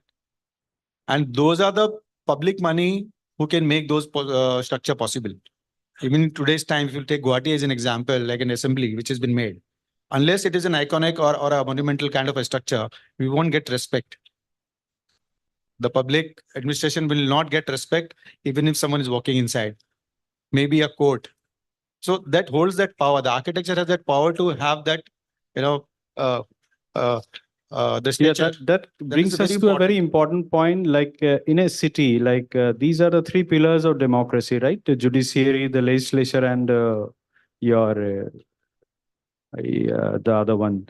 So all these important buildings that represents these three pillars, people have that sort of aspiration that it should reflect something which they feel proud of, right? The moment you enter in, like say, when you go to Bangalore, you see the secretariat, you feel proud. So that's something to really be. Chandigarh is a different dimension altogether. That we can go on talking about Chandigarh for hours and hours and hours. That there's no end to it. So coming to that, inclusive architecture again focuses on creating spaces that are accessible, equitable and responsive to the diverse needs of individuals and communities. Ritik, can we be monumental and yet be inclusive in nature? Do you take up that idea that being inclusive means that we abandon our monumental aspirations? No, I think monumental is itself inclusive. I feel. I mean, there is no other inclusive that I know of. In the sense that when you make a monumental structure, a lot of people relate to it. When you make a monumental building or a campus or anything, so by definition, by use, by aspiration, way, Ashish also mentioned.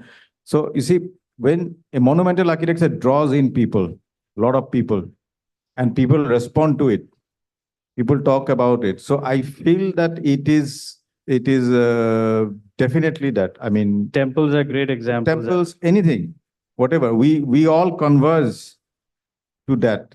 So I think it's a great leveler. I think monumental architecture is what brings people together. So as far as I'm concerned, I think physical access, of course, is a different matter altogether. But I mean, relatability is what I'm looking at. Just as a random quick fire kind of question, do you think Qutub Minar is inclusive? Yes. I don't have to go top of Qutub Minar. I can very well appreciate it. You know about Qutub Minar. I know about Qutub Minar. I was just trying to counter your argument. Everybody knows Qutub Minar. So I no think, pun intended. Yeah, of course. I mean, so it brings people together. Have you been to Qutub Minar? Have you been to Taj Mahal? So it brings us all together. Okay, And that for me is bringing in people to monuments itself is inclusive. That's an interesting that is, perception. I think, the most to me. That's Yes. Again, Pankaj, again, do you again succumb to the thought that being inclusive while being monumental is something which we find difficult to achieve? Yes. See, there is a school of thought. Yes, the monumental buildings are not inclusive. There's some acceptance are there. But that was relevant for the past structures. Now, present the world, the modern architecture, wherever the monumental structures are coming up, they are highly inclusive. For example, the Sydney Opera House. This is monumental as well as this highly inclusive. So the marriage between this monumental architecture and the inclusive architecture has to be here, and we have to make it really compatible. And we architects has to be dedicated enough to take it forward. It is often said that monumentally is an aspiration and inclusivity is a need. Do you think? But it was valid in the past when the administrators, they used to show their hierarchy. They used to put the monumental structures for their dominance, all these things. Now, those days are gone. There is no king at all now. And no king is creating any monumental structures. It is all public money. Absolutely. Inclusive architecture encompasses universal design principles. It evokes societal values, participatory planning processes to ensure that buildings and environments accommodate people of all ages, abilities, and socioeconomic backgrounds. Do you again submit to the idea that buildings in our built environment can be monumental and yet be very inclusive in its character? Correct. It can be. Now, I'll say what is inclusive architecture. It defines a design with accessibility with respect to caste, age, size, ability. Now, as you said, when we talk about some modern contemporary designs, or like as for example, the India Habitat Center in Lodi Road, which was designed by Joseph Alex Steen. So here, if we go, we will find the kind of architectural inclusivity which is already there mentioned, and people going there will find the kind of comfort. Even the blind people have their own routes. the people who are, with physically challenged people, or physical able people, they also have the kind of, the ramps and the other, the other systems over there, which is quite accessible and it's always comfort for them. Similarly, like when we talk about the Baha'i temple, it's very much inclusive, and all these structures are monumental in nature. So that is what in today's world we should have monumental structure, which also includes inclusivity and which has accessibility to all the people with respect to age, abilities, sex, caste, everything.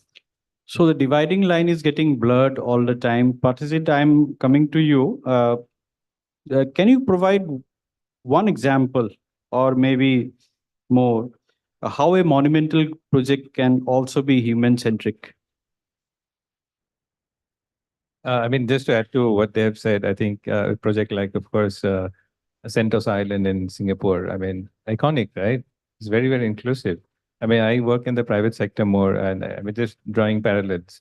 Won't like to spend too much time. I think there was a mention, Ashish mentioned about Apple Park. We worked on a similar project like that in Hyderabad, one of the biggest Apple competitors in Hyderabad. They were downsizing and they were actually vacating offices in the city and moving to the campus, huge campus. But they used the monumentality of the campus itself to instill a sense of pride. Hey, we're going back to the campus. This is big.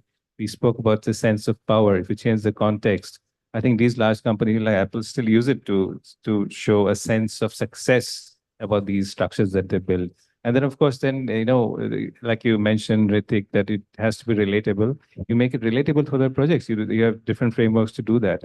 Yes, indeed. I think it can be done in the private sector as well as I think in the public sector. Thank you so much. Coming to you, Ashish, again, do you succumb to the idea that monumental architecture alienates people? Or do you think it can still be inclusive enough to be a judicious blend? Well, I think most of us are relating monumental architecture with heritage and history. So when you talk about heritage and history, there is a very definite context to it. But for me, I think monumental is something very, very, more bigger than what we think. Like I've been to this project in Azerbaijan, that is Haider Aliyev Center. It has a definite purpose of inclusiveness. They have they have made people to access it. They are holding cultural events. They are having cultural programs there. But it is also helping the new generation with thought-provoking ideas. How architecture can be so fluid. There has been a lot of research has been done before doing that building. They brought technology into it. They made things possible. I think that is the right usage of public money. It's not only about having an identity or a culture identity of that city. It is definitely one of the purpose, but the broader purpose, I think, is much bigger in today's time. Like Parthaji said about Apple Park, I think Apple Park is not inclusive, but it still holds a very, very important significance in the entire plethora of architecture for the future also. The kind of land they've used, the kind of the park they've made inside it, those plants were even, I think, desert friendly. You cannot enter an Apple Park, but it gives a lot of aspiration, inspiration to the entire architecture fraternity. The world is moving toward tech. Without entering a building, just through internet, you can explore what has gone through making that building. Each and every aspect of this building design is going to inspire us for a very, very long time. Technology itself is very inclusive. Absolutely. So I think the spectrum is really, really huge than the monumental in context of heritage. Right. I think the debate will continue, and it's a subtle and judicious blend of both worlds that may be the order of the world. I think we had a very engrossing discourse here, and would take the opportunity to thank all of you for being here patiently, sitting throughout this discourse and sparing your valuable time and sharing your insightful thoughts on this pertinent topic. Thank you so much. And over to Seraz for the rest of the show.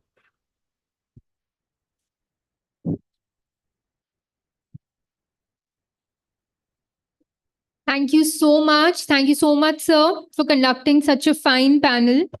And I'd like everyone to please wait for the felicitation. But before that, can we have a group picture for the panelists with sir?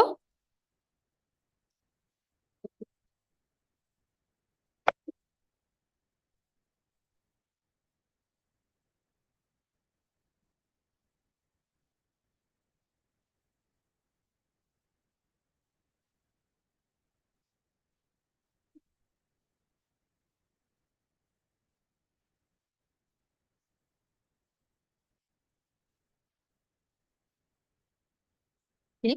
I would now like to call upon Mr. Viresh Malan, Chief of Sales from ICA, and Mr. Sachin Shastri, Deputy Director, Architectural Specification, Jorma Kaba, to kindly come on stage and please felicitate our panelists.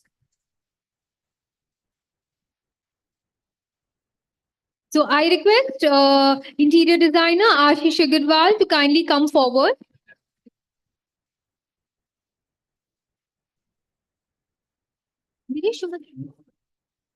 Okay. Can we please have a huge round of applause? Okay. Architect Debashish Chakrabarti, kindly come forward.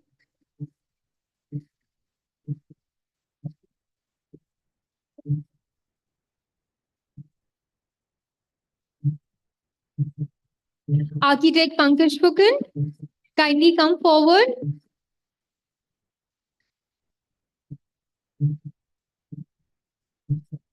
Can we please have a huge round of applause for all our panelists while we are felicitating them? Yes. Architect Parthajit Sarma.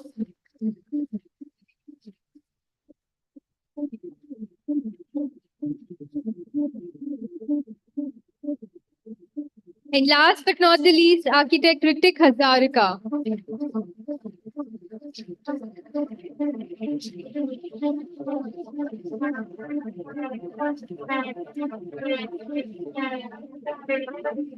Okay, can we have one last group picture with everyone together? Yeah.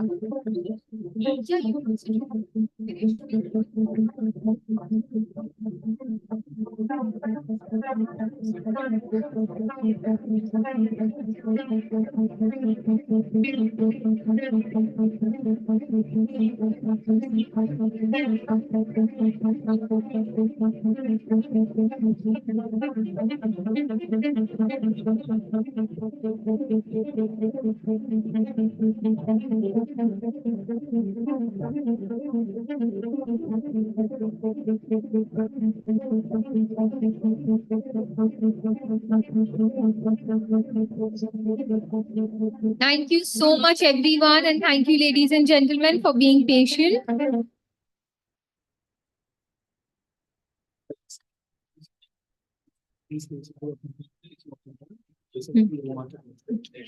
Okay, before we start our next session, I request everyone to please take their seats. Everyone standing behind and everybody who's outside, kindly come inside and take their seats.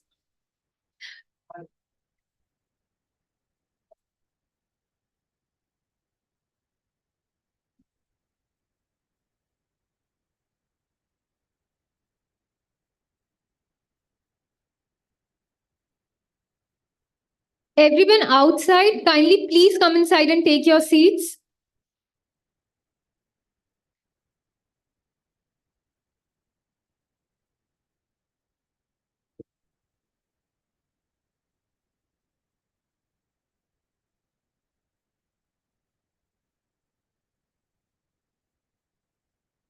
Okay. Moving on. Last but not the least, it's now time to have a look at one of the most renowned names in the segment of safety and security, Jorma Kaba. Can we please have the AV?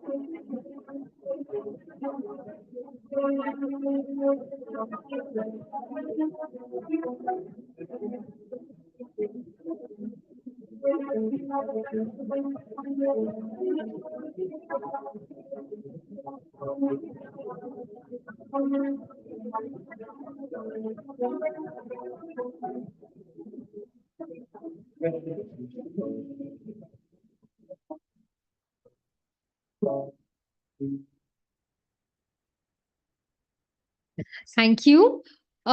Before we start with the next presentation, I request the hotel team to kindly clear the stage.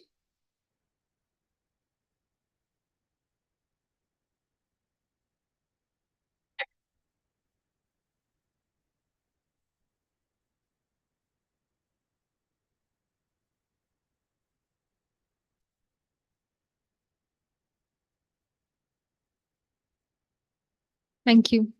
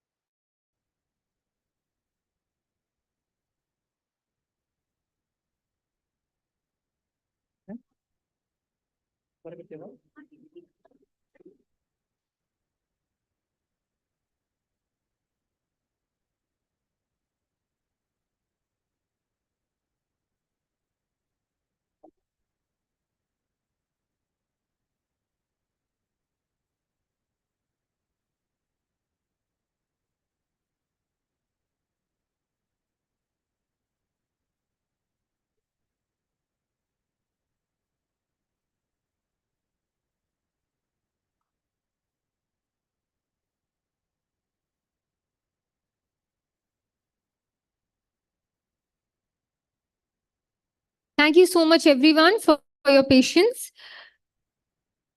I would like to now invite Mr. Sachin Shastri, Deputy Director, Architectural Specification, Dorma Kaba, to kindly come on stage and present further about the efficient access services.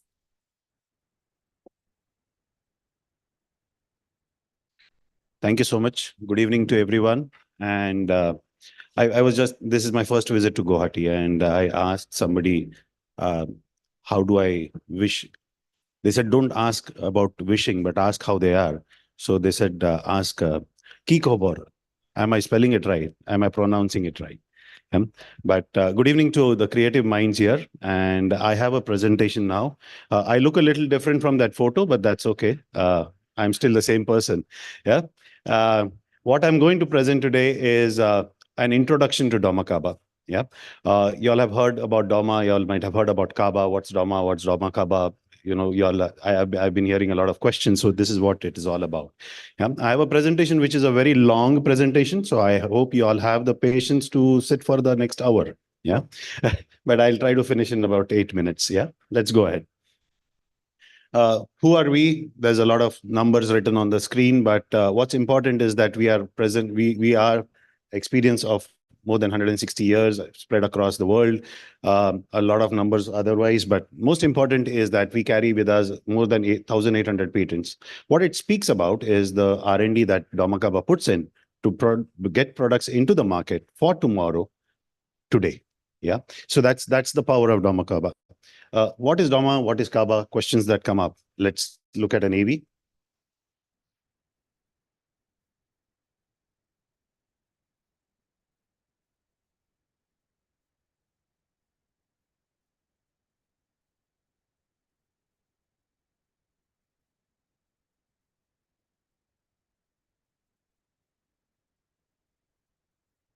I'm sorry, there is a technical glitch there.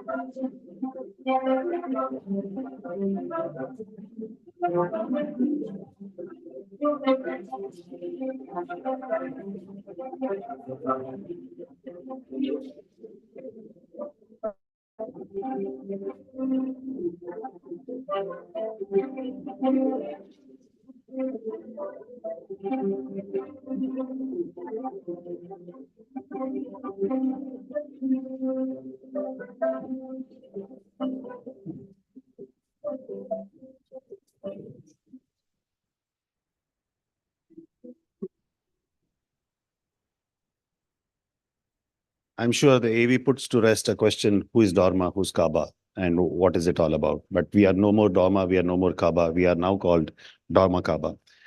We have a lot of history to it, but the best part is that Dorma Kaaba is today a company that speaks about sustainability. It's a company that believes in sustainability, and sustainability is something that all of us have been talking about. I think the panel before spoke about sustainability in various aspects. Yeah, and if sustainability is a criteria, then it is very, very important if you are present across the globe. We are present across the globe throughout all markets, either directly or through our partners.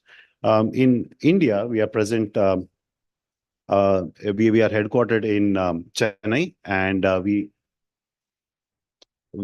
are through India. We also operate into Sri Lanka, Maldives, Bangladesh, Bhutan, and Nepal. So these are the other countries that we operate. But all operations happen through India. Dorma Kaaba India is accredited with many certifications, and one of the most important is that we also have a green building certificate for our facility, which is in Chennai. Yeah, when you look at the products and systems that we offer, it comes with certifications. And these are certifications which are not just our own certifications, but come from third-party agencies also, which are again accredited bodies. Okay, so be it a requirement that you need products which are aligning, let's say, to NFPA, or might be to NBC, or might be to the UL. So these are systems and products that we offer aligning to the certifications that are required. This is our facility in Chennai, and the best part, we are proud to say that we have with us the first NABL accredited lab for testing hardware. Okay. What is Ramakaba all about? We speak about the world today and tomorrow. When we speak about today and tomorrow, there's a big shift, right? From pagers, we have moved on to mobiles, and in between also there has been journey. The buildings today are changing. There are no more buildings which are not connected. Everybody wants to be connected, and that's where these shifts are coming through. Be it touchless access, people want to walk through the door. You walked into this hall today, but you walked into the hotel first, and when you walked into this hotel, you didn't need somebody to open the door for you. You didn't need somebody to tell you that this is the way you enter. But you felt very, very welcome when the first door opened. You walked through. And when the second door opened, you felt even more welcome. And that's all about touchless access. Shift from mechanical to electromechanical. And this is a definite thing which is happening. Simple facts is that we do not want to carry keys with us anymore, isn't it? We are tired of carrying keys with us. Cars today, we just go and touch the handle, it opens up. How does it open? It's all technology. And this technology is the shifts that we are seeing even in the building happening. Integrated and connected components. We all want to be connected. Right now, each of us carry a mobile in our pocket. Yeah. And we keep seeing it again and again. Why? Just to see, is somebody messaging us? Is somebody connecting to us? So why should it not be that if you have an automatic entrance in the entrance of your building, shouldn't it be that the automatic door should tell you 10 days before that I need service, I need some help? And that's what we are talking about, connections. So, we are talking about that. Access today. Earlier, access used to be like you are allowed to enter a place, you are not allowed to enter a place. And that is something which was done manually, somebody standing over there. But today, access is a service. You want people to enter a particular place or not enter, but that has to be as seamless as it goes. It's not just about seamless from the perspective of people, but it's also seamless from the perspective of ability. And that's where inclusivity also becomes a very important part over here. Yeah. In the heart of every place is where our offerings lie. Well, how do we enable your business? There are 4 basic pillars through which we work. And the first one is about Access Reimagined, where we bring form and function together. It's not just important that we have a form, but the function also should be equally tight. And along with form and function lies one more aspect, which is about economy. And that's binding all these things together is about Access Reimagined. Integrated access, I just spoke about, connected products, connected systems, connected buildings. That's what we talk about. Seamless flow. Simple question. Why should there be a different door for somebody who is a normal person and somebody who is specially abled? Why should it not be a seamless flow? Why should it not be that there is only one entrance to the building through which everybody enters? Why should there be that he has to go up a ramp or he has to go up the stairs? Why should it be different? Seamless flow is all about that. Sustainability. I spoke about sustainability. We'll talk about it a little ahead too. But buildings today need to be sustainable. If building needs to be sustainable, I speak about scalability. Now, I ask a simple question. You build a building today, and this building lasts, let's say, for the next 25 years. End of this 25 years, if you are going to build the building again, what are you going to do? Crash down everything, throw away everything? Or can you reuse? Can you look at a situation where this is a hall which is existing, and in the next year, if you want to refurbish this hall, then do you want to throw the door away, or can you just refurbish it and scale it up in terms of security or systems? That's something what I speak from the sustainability perspective. Building with conscience, that's what we are talking about. These are the different SDGs, the Sustainability Development Goals from the UN. We align to almost 9 of them.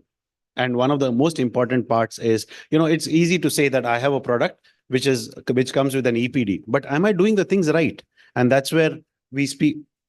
That's where our RLC, the Chennai facility, is something that we did the first thing right, that the entire building is powered through solar. And it's not just that we power through solar. If we have extra, we feed it back to the grid too. And when we speak about sustainability, it's about doing things right. And that's what we have done here. The way ahead is digital. And this is something that is very, very important today. If we still remain, people, we used to have draft boards earlier. From drafts, we moved on to AutoCAD. From AutoCAD, today the buildings are moving onto a different platform.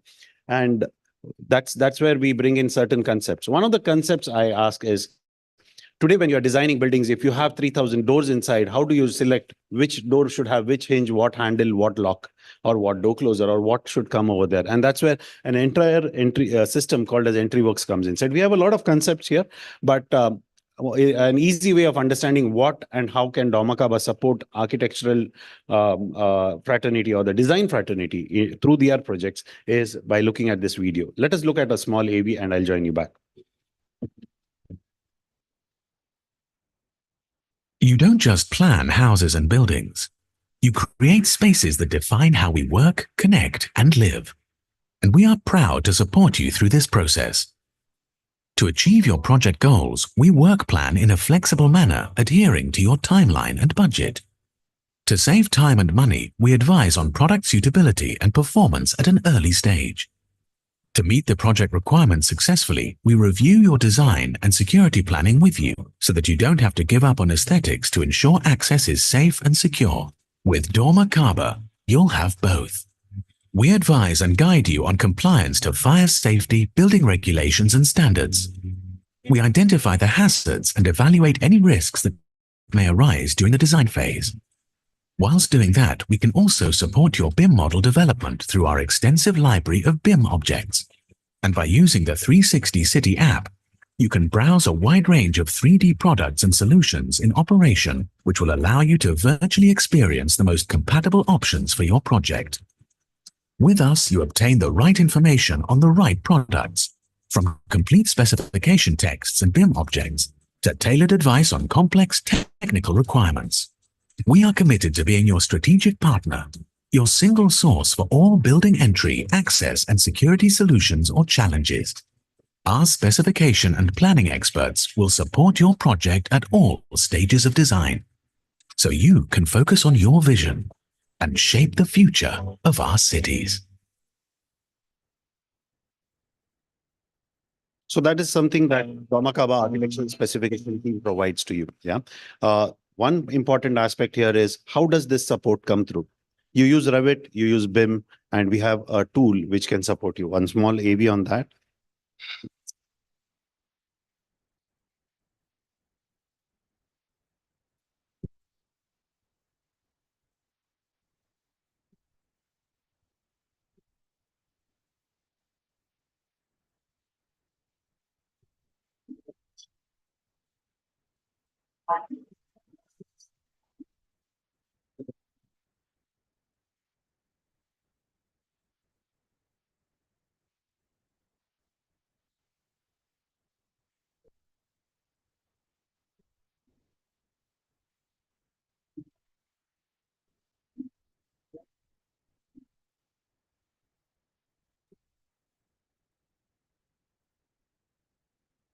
So the BIM plugin is live now from Dharmakaba. Anytime you need, you can reach out to us and we will support you through that. After this, we had a small video about a new product, but I think we have already seen the AV, so I'm going to jump that this particular video. Go ahead. We offer support through all types of projects that you do. So it's not just about one type. It's you speak of a project type, and we will have some offerings for you. Reach out to us. We will be definitely wanting to support you through your process. People put their trust in us. You speak of monuments across the. We spoke about monumental architecture, and these are some monuments that we see here. And I think these are monuments where you will also see Dharmakaba. Speak about these monuments across the globe. You'll have it. When we speak about India, there are a lot of projects. There's a big list over here that's available. But yes, we do work with many of them. One of the easiest ways to look at us is when you go through airports. DigiYatra is something that all of us love, especially the guys who fly, who keep flying continuously. We love to go through the DigiYatra where the face is recognized and the gates open for us. In most of the airports across the country, the gates that open for you with the DigiYatra are from Dharmakaba. Yeah. So this is one way of showing you. When you speak of hospitality brands, we are present over there. With that, I think I'm going to restart my presentation by saying thank you, and we will reach out to you again. We have a stall back there. If there is any time you have any query, we are there with you on that. Thank you so much. Have a nice evening ahead.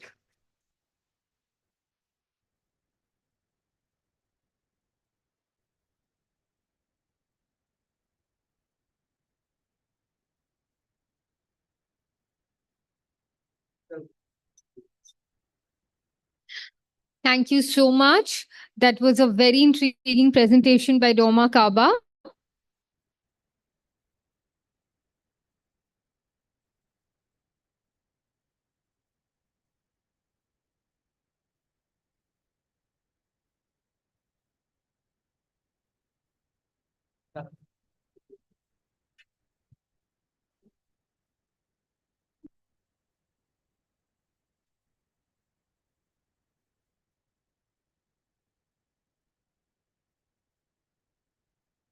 We now move on to the next and final session of the evening, the next gen panel discussion with the new age architects who will build the architecture of tomorrow. And to commence the next gen panel discussion, I would want everyone to please welcome on stage yet again our dear curator and moderator for the event, Architect Amitabh Sarma, to kindly introduce and invite all the next gen panelists. Can we please have a huge round of applause? Thank you, sir.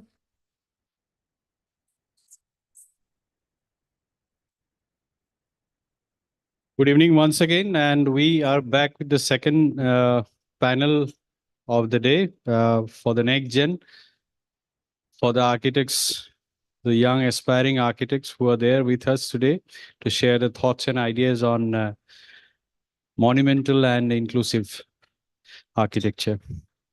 We have with us first architect Aditya Garodia with us, who is the principal architect at 727 Architects. With 13 years of experience behind him, his firm believes in the race towards excellence in terms of design and adaptability.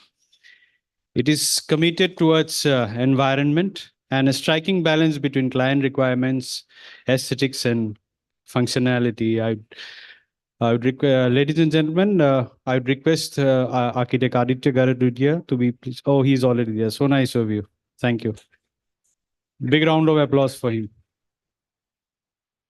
Next, we have Architect Piyush Jalan with us, who did his graduation from IIT Roorkee and began his career working in prestigious architectural organizations like Daral Hancha in Pune, Anil Sharma and Associates in Delhi, and then again Banka and Associates from Guwahati. He established his own practice, Jalan and Associates, and is currently working on the master planning of 6 railway stations in Assam, which are very prestigious. His portfolio also includes the extension of the Kiran Sri Grand Hotel and an upcoming 5-star hotel, Westin in Guwahati. Ladies and gentlemen, please welcome Architect Piyush Jalan. Then we have Architect Sanyam Surana with us, who completed his graduation from Dayanand Sagar College of Engineering, Bangalore in 2016. After freelancing on projects in Bangalore, he established his firm in Guwahati in 2017. Since then, he has been working on various projects, including bungalows, apartments, commercial spaces, and interior design projects in Assam and Tripura. Please welcome Architect Sanyam Surana. Then we have Mr. Viresh Malan with us, who is building the ICA network closely across markets over the years. He has played a pivotal role in shaping ICA's connect with A&Ds through an efficient sales and support team. ICA's philosophy of catering through solutions that matter has allowed for its R&D to closely innovate with our A&ID needs in the field with wood and glass coatings, UV coatings, active material coatings, fire retardant coatings, and much more. We have with us, please welcome Mr. Vinesh Malan on stage. And last but not the least, we have Architect Bikram Kalita with us, a very young and aspiring architect. And he's also an academician with a decade of experience in designing innovative spaces across residential, commercial, and hospitality sectors. With a keen eye for detail and a passion for creating functional yet aesthetically pleasing environments, he has successfully delivered numerous projects that blend creativity with practicality. Ladies and gentlemen, please welcome Architect Bikram Kalita on stage, please.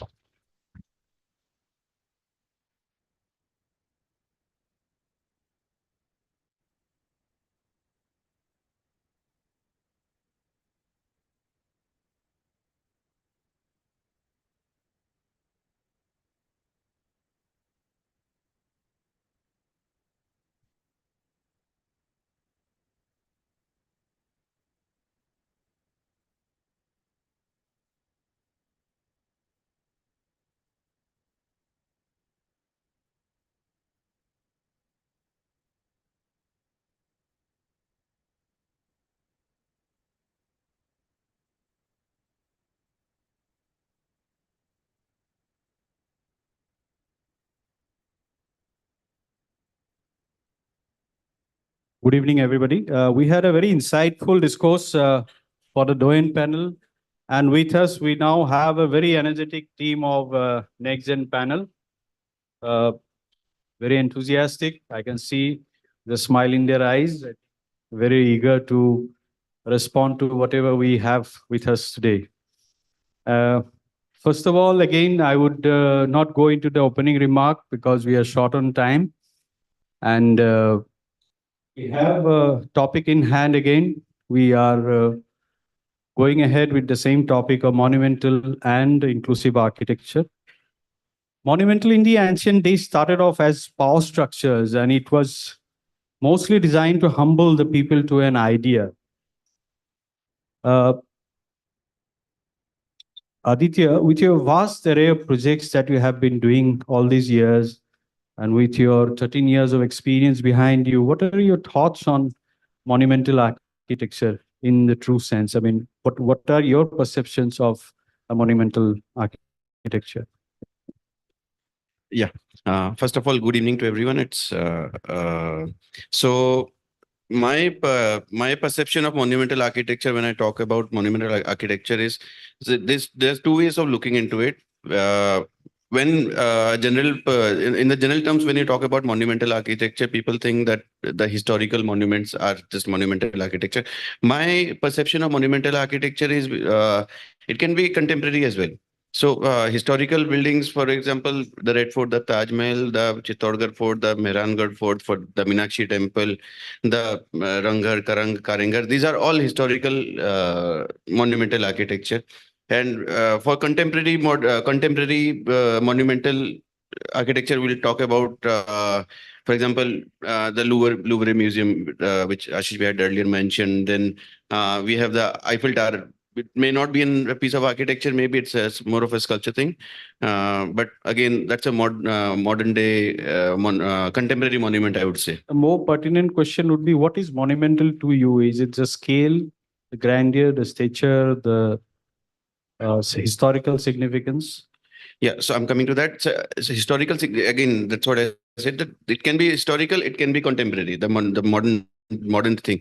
But it's more about the monumental thing is that how many people relate to that building.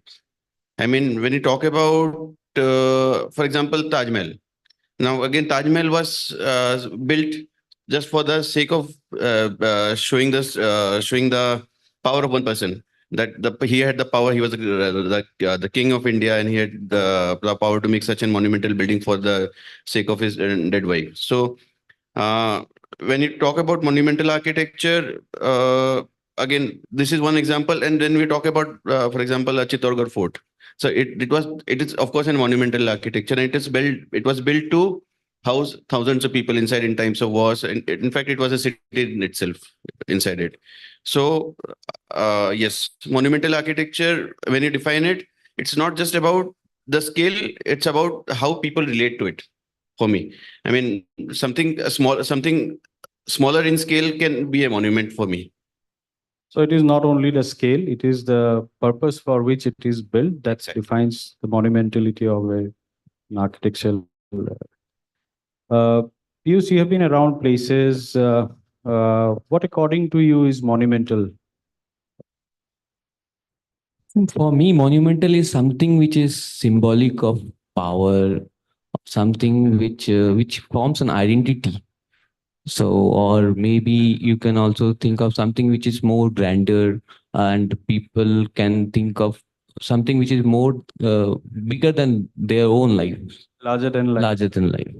Being grandeur, does it necessarily mean larger in scale, or you simply relate to the scale, or how do you call it a grand structure?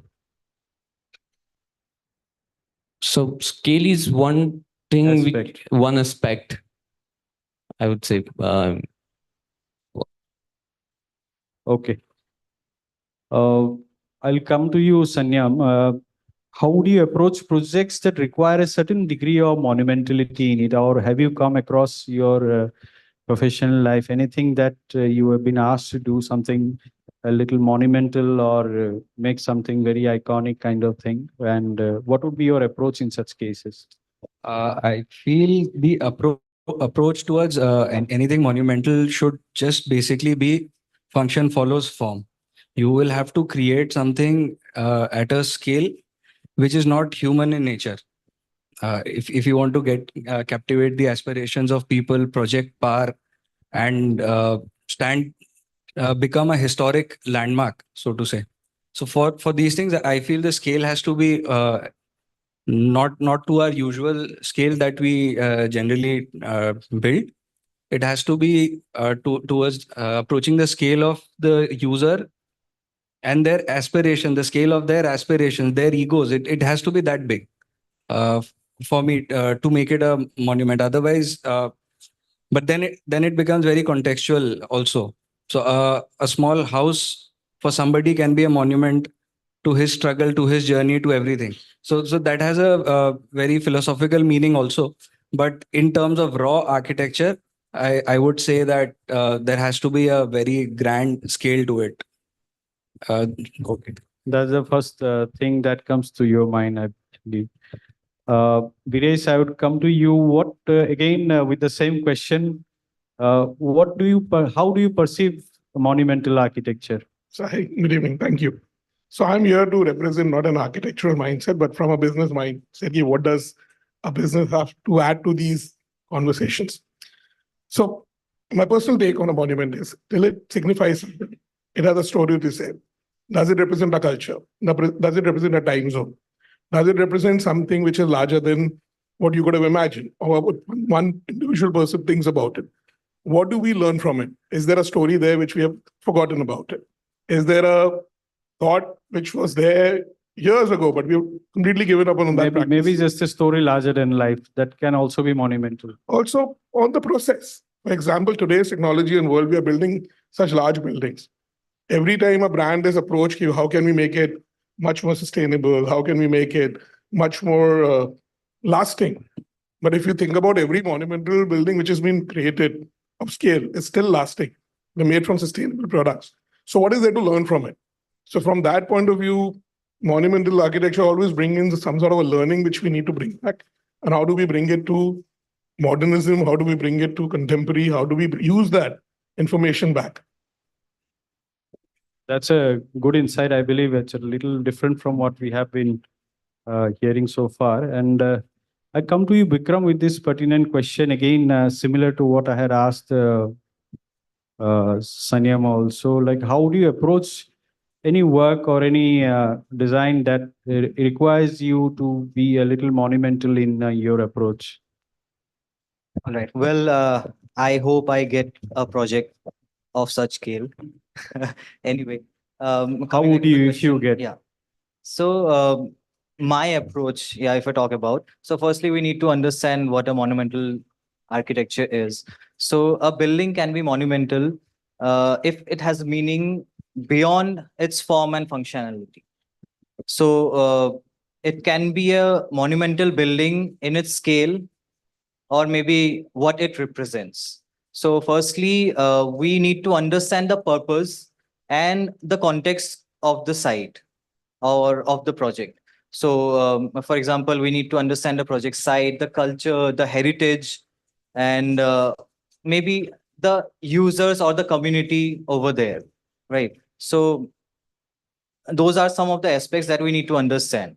And those things play a significant role overall. And if we are aware of the purpose of the building or the purpose of the structure or the space, whichever we are designing, the next big thing or the next aspect which we need to understand is the stakeholders, such as the clients, the government authorities, or most importantly, the people, the community, the users. Okay, so we need to be aligned with the people, the community, their visions, their goals. Okay, next thing would be how to approach the design. So we need to design buildings that are iconic in nature and aesthetically appealing to the users. So also we need to have structures that are cohesive with the structure and the outdoor spaces as well. because the outdoor spaces play a vital role when we'll be designing. The community will be there. So those things are also important. So basically, you are saying the purpose has to be defined. That's what you are saying. Exactly. So yes. you have to first And understand the purpose of that. also the surroundings as well, because a building cannot be in isolation. So who are the people who are going to use that particular place? That has to be identified and it has to be Exactly. accordingly planned. That's Right. what you are saying. So basically, you are succumbing to the idea that a monument has to serve a certain purpose, right? Right. So it cannot be by itself. That's what you are trying to say. Correct. That's Exactly. well taken. I think the scale and elaboration of monuments once emphasized the king's control over resources and labor. They are made to think about glory and strength. Say, for example, the all the time we have been talking about the glorious monuments of Rome and Greece and all the ancient structures that has been done to glorify certain emperors, certain empires, so to say. So how do you think, I'm coming to you, Aditya, once again. Uh, how do you think such monumental architecture has its relevance in today's context? So if you are thinking in today's context, what would monumental mean to you? As you rightly said in your first question, so it is something similar, but then again, I'm trying to ask you, like, how relevant do you find the word monumental in today's context? Is monumental really required, or we should really abolish that word monumental at all and then just go for something which is only inclusive? So I'd like to start this with a statement, roti kapda aur makan. रोटी कपड़ा और मकान सिर्फ नहीं चाहिए इंसान को जीने के लिए. You need a lot of other things. You need a culture, you need a community. So what these monuments do, these monuments provide you with a sense of identity. For example, when you think about Paris, suddenly the first thing which comes to your mind is what? Eiffel Tower. Eiffel Tower. Then you talk about if you see an image of London, maybe publicized by the government, you see the image of the London Bridge. When it for any maybe person living in Europe or America, the first thing about India, what they think about India when they think about India, Taj Mahal maybe.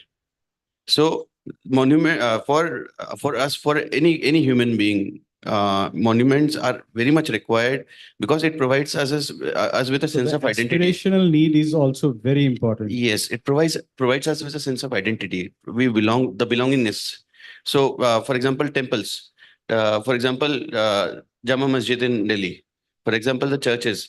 So these they are why have they been built in monumental scale over the time? Because it provides people with a sense of with a place of cultural importance where people can get together and bond together with each other. So I think it's monumentality will had been required 1,000 years back, and it will be required 1,000 years from now as well. So Piyush, do you succumb to the idea that cities really need monuments to maintain its character and identity? Yes, I think definitely you need Can you even think of a city which doesn't have a monument yet it's very iconic in character? Can any of the panelists think of a city? Yeah, there may be that it doesn't have a particular, maybe it's like some, Udaipur you have built. I mean, I cannot say a city, but there may be cities which doesn't have an identity, but having an identity helps.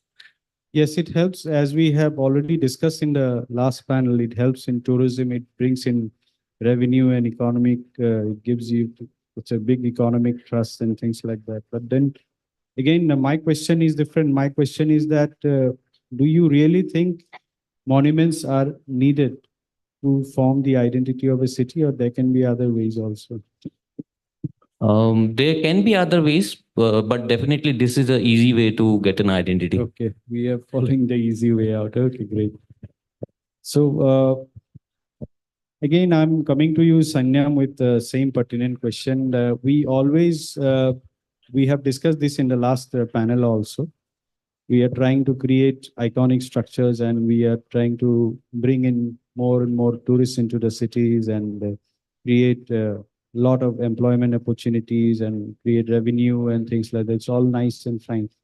Do you really succumb to the idea that it is needed for tourism?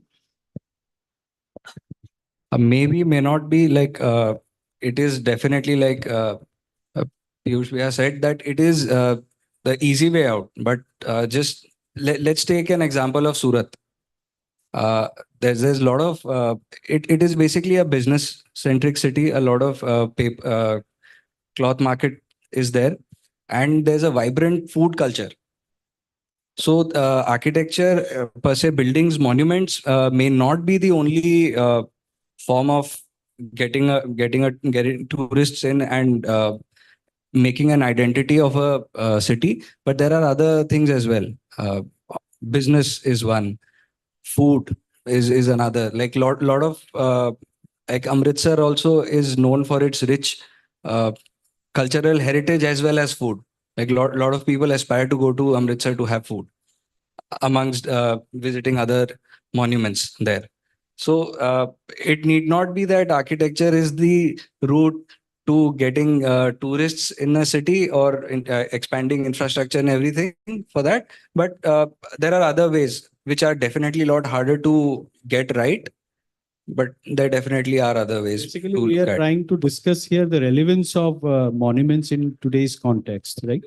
So how relevant are monuments in today's context? Let's say, for example, would you build a Qutub Minar today?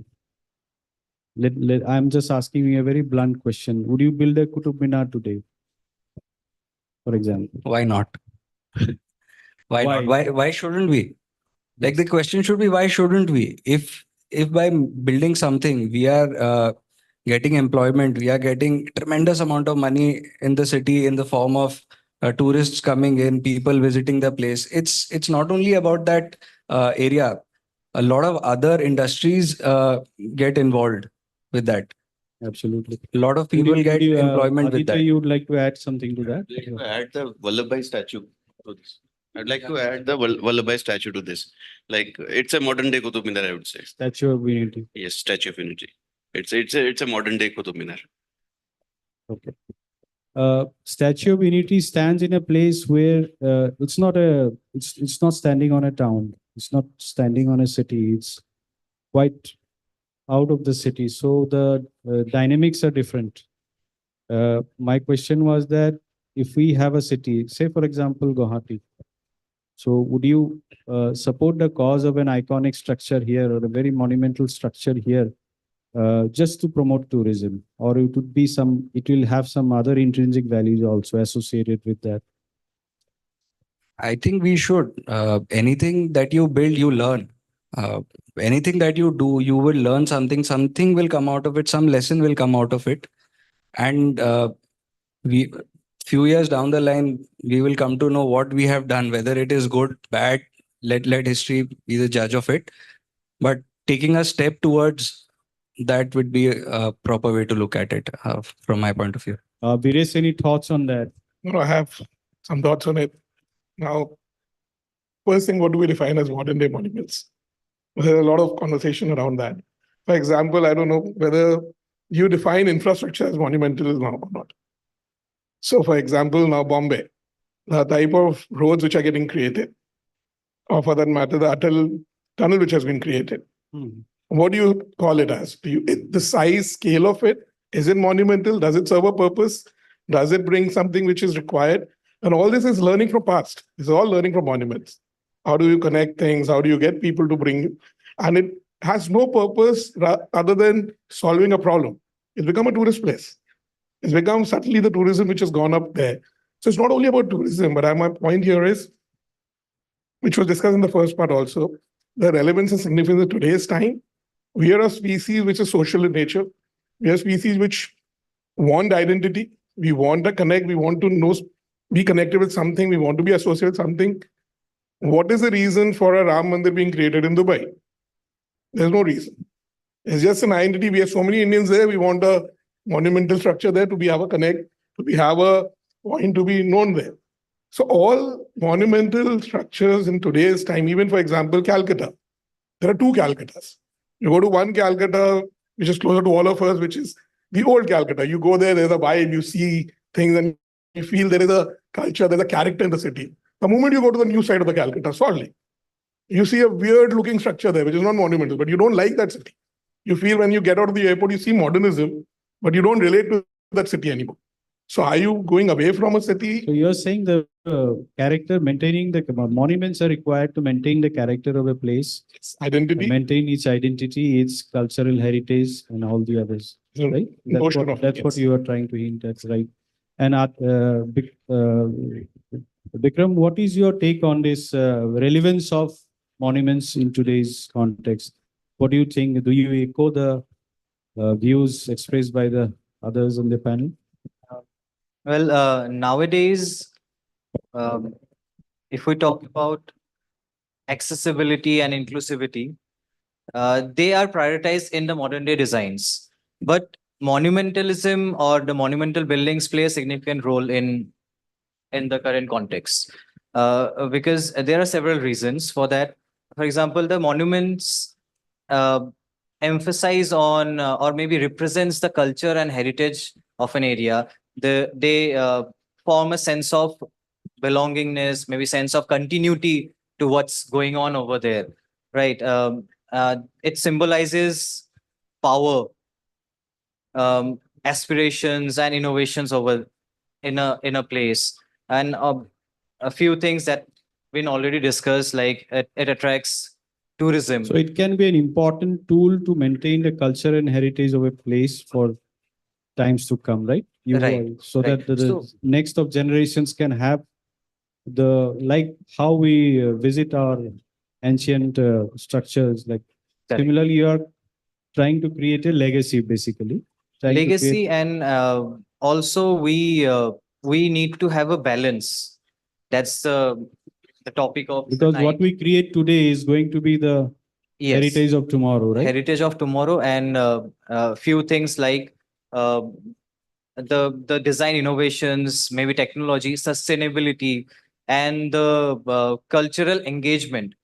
These are few elements that needs to be integrated in the modern day designs, be it a monumental design or maybe what we call an inclusive design. Inclusivity is kind of a utopian concept.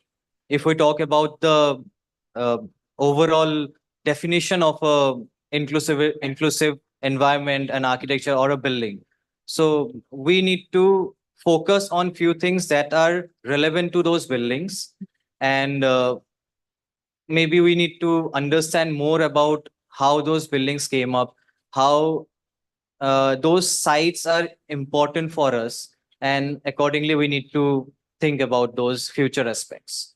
Yeah. Thank you, Bikram. I think those are very insightful thoughts that you have shared with us. As you rightly said, inclusive architecture focuses on creating spaces that are accessible, that are equitable and responsive to the diverse needs of individuals and communities. Coming to that, I would like to ask Aditya, can we be monumental and yet be inclusive in nature? Does being inclusive means that we have to abandon our monumental aspirations, or it can be a balance of both? So before coming to the answer to that specific question, we need to understand what is inclusivity. When you talk about inclusiveness, it had actually taken place in the earlier discussion also, that inclusiveness is supposed to be it's about including all kinds of people. I mean, one aspect being it can be disabled friendly. Then other aspect can be it does not differentiate on the basis of your color, your caste, your race or color, whatever it is. So inclusivity is basically, it is inclusive. It includes all category of people to it. So it is completely different from being from the context of monumental. Any monumental building can be inclusive, and any inclusive building can be monumental, what I feel. So it is not supposed to be versus.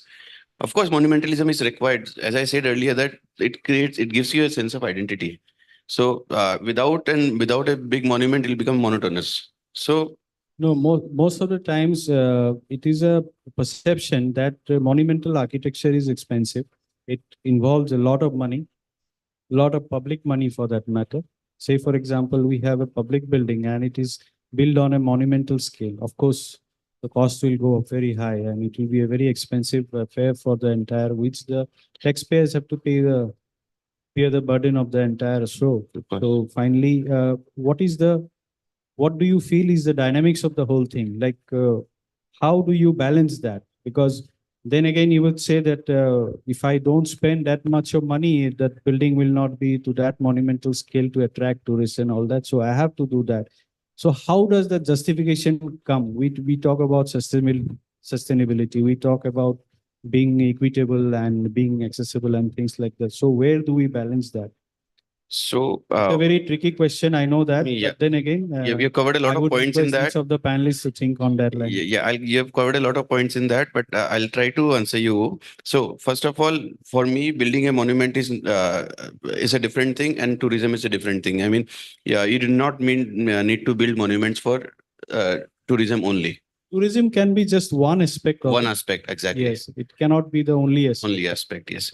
Now coming to the balancing part, that of course lies with the policymakers. See, for example, we have come up with a new parliament building, and the whole complex has been made demolishing the existing monuments. So at that place, the 20,000 crores which was spent on that was necessary. I feel that because it is a monument which India will be identified throughout the world. So, for example, ICA had shown their in their slides, the whole parliament finishes has been done by them. So the whole company is identifying through one of the projects. So again, it's up to the decision makers to balance it out cost wise. But I feel it is definitely necessary for the sake of being connected to people, for the sake of your cultural identity. Right. Yes, I got your point. Coming to Pius again, do you buy that idea that we cannot be inclusive while being monumental in our approach? Depends on the purpose, I would say. So maybe there are some buildings which are monumental. Maybe it's religious. They don't want it to be inclusive. But mostly, I feel that buildings should be designed in such a way that they are inclusive. Like the new parliament, as you rightly mentioned. So there's one more thought on, like we were just thinking about Statue of Unity. So so hundreds of crores has been spent on the construction, but it could have been a little more inclusive, maybe because such a big budget on spending on in a country like India, maybe we could have added some more features to it so that it is more inclusive to the People's environment. participation could have been more there. What? You are hinting that there could have been more people participation in that. More people participate, or maybe it could have been more economically. Maybe it would, if it would have added something, or maybe using some solar But then panels again, or something. the argument is that the amount of money that is coming from tourists is going to compensate the cost. That's debatable, because when you are spending around hundreds of crores, and Burj Khalifa did that in less than 3 years. but Burj Khalifa has a lot of commercial activities there. Statue of Unity with just limited number of tourists, I don't think that's possible. So I want to add a few points about the Statue of Unity. Being a monumental masterpiece, the world's tallest statue, right? But then around 3,000 crores as the cost of construction, and the company is being paid, and out of that 3,000, around 600 crores or something for the maintenance for a few years, like more than 10 or 15 years, right? But then there are some nitty-gritties that are not visible to us, like during the construction, many of the local tribal communities are relocated. And it's on papers that they are relocated, but then how they are relocated, and there are many issues behind that. Even during the construction also, when we talk about a monumental design or architecture, uh, it's on the Narmada River, and maybe not a single thing that is coming up from the cultural or maybe the heritage point of view. It's just a standout structure. It's a striking out structure. It's a monument, but then it doesn't fulfill all aspects of a monument. So there's a point I want to showcase. Yeah. I think the point, share some thoughts on the point which you made on Burj Khalifa, and I'm with you on it. But I just want to ask, how many of us has been to Statue of Unity? Anyone from this panel? Yeah. So I think that is also a reality to it when we talk about these. Obviously, what we read about is very valid. It's not completely wrong. What went into building that statue? I'm not getting into the thought about it. I'm now getting into the sustainability part of it. What sand was used? Where was it acquired from? Who were designing it? How many people got employment out of it? If you now go to Statue of Unity and you go before 2 years before that place, there was nothing on that stretch for 100 kilometers. The amount of restaurants, amount of hotels, amount of employment that people have got there. I don't have the numbers here to give you a fact, but I'm telling what I've seen from my eyes. It's not the same. So everything has a purpose here. And obviously the Statue of Unity, the purpose was to show that as an country, we are still 29 states. And there's this guy who got us all together. There's a history which people have forgotten. How do we get that history to the new generation? Because a lot of history gets rewritten, a lot of things move around. So there's a purpose to this monument. So like we said, every monument has to have a purpose. That's the purpose to that monument. What cost went to it? Could have been it more inclusive? Now, inclusivity has multiple things. Like you said, whether, like I was saying, what do we define as inclusivity? And I would now go back to the old monuments. Every monument which was created earlier was inclusive. There was place for animals to come in. There were place for people. There were every monumental fort you will see has ramps. Everyone could walk in. People used to get injured. How do they get in? So I think we in modernism forgot about that. We have now gone back. If you go to any of these European old monumental places, everything is inclusive. Whether it is a washroom, it is so inclusive. There are now people identifying as different genders. That's also inclusivity. All this is adding to your inclusive part now. But coming back to the Statue of Unity, I think there is a purpose to it. That purpose can be debated, is different or not. But from the point of view of a structure, the purpose was to show unity of the country, that we are different people in one.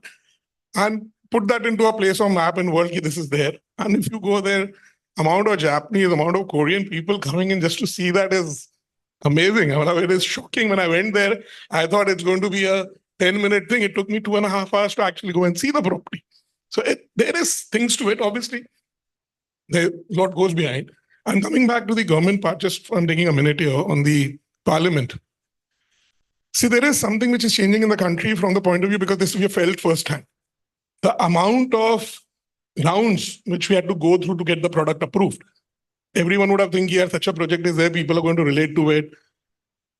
The single objective was that it has to be a sustainable product. Every building which is being created by the central government now has to follow all the green norms. There is 8 to 9 rounds of approval.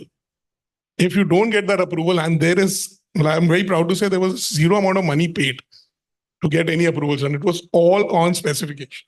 All bloody engineers were so on the point, whether it serves the purpose or not. So I think those things are changing, which is getting the inclusivity in. So the decision making was not on only on ministry, but on the entire works department. So that's also again an inclusivity example of how the monuments are getting made.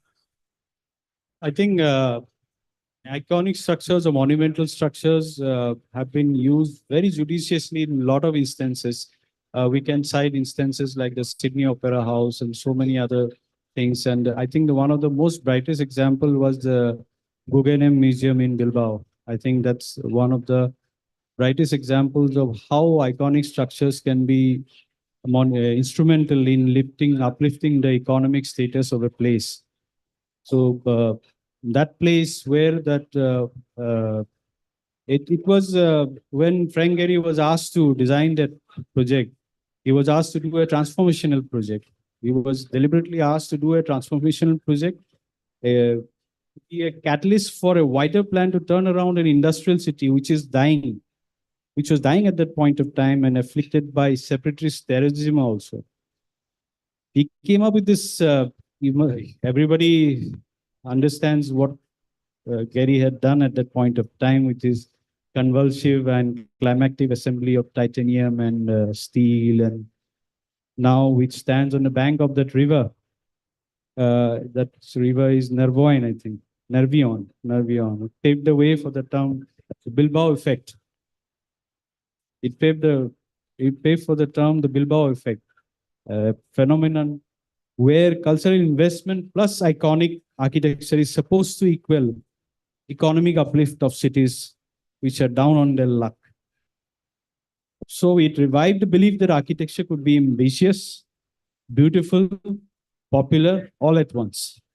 So I think with that note, we have come to the end of a very wonderful discourse here. And it has been really wonderful speaking to all these young minds. I think they have spoken out from their hearts. That's the most wonderful part of it. And I thank you from the bottom of my heart for being here on this panel and sharing your valuable thoughts and insights. And it was really a pleasure talking to all of you. And with these few words, I hand over the baton to the organizers for the rest of the proceedings. Sir, Thank I you so want much. to add a fact to the Guggenheim Museum, which you cited right. So there's a small fact about how a community is engaged over there. So while construction, uh, uh, those titanium plates, when they are getting installed, in place of bringing those other expertise, they brought mountain climbers to install those titanium slides, or maybe those plates over there. That's an interesting aspect of inclusivity. Yes, So exactly. you engage everybody in that. Exactly. So that's yes, those are some very interesting stories are there always in such projects, and I think we can always have a discourse. And we really discuss this kind of interesting stories that we have around us. Thank you for your insight, and thank you once again for being on this panel. Thank you so much.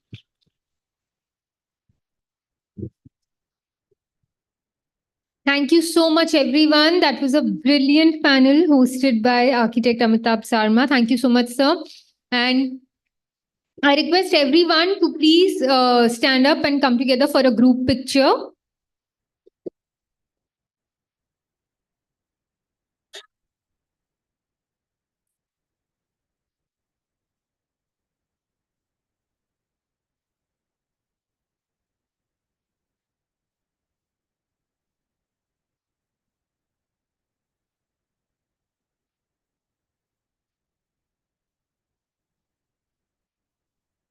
I would like everyone to please wait for the felicitation. I request Mr. Sachin Chabra, Deputy Director, Architectural Specification, Jaguar, and Mr. Vipin Nair, Regional Manager, Specification, South and East, from Half Plate, to please come on stage and felicitate our esteemed panelists.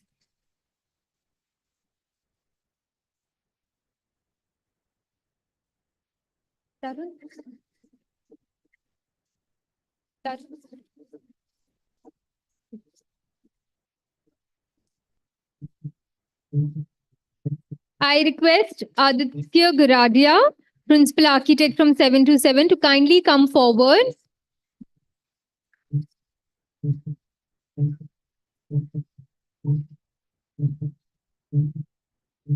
Can you please have an applause?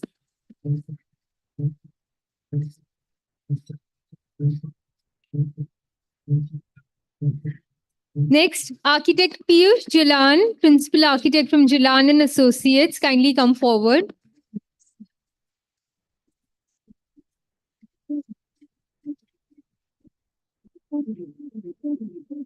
Architect Sanyam Surana, Principal Architect from Sanyam Surana Associates.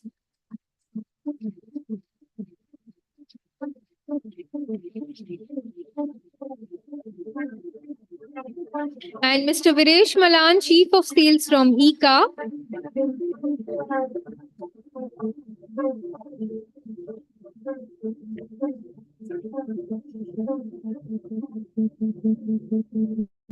And Mr. Architect Vikram Kalita, Principal Architect of Studio Infin Arc.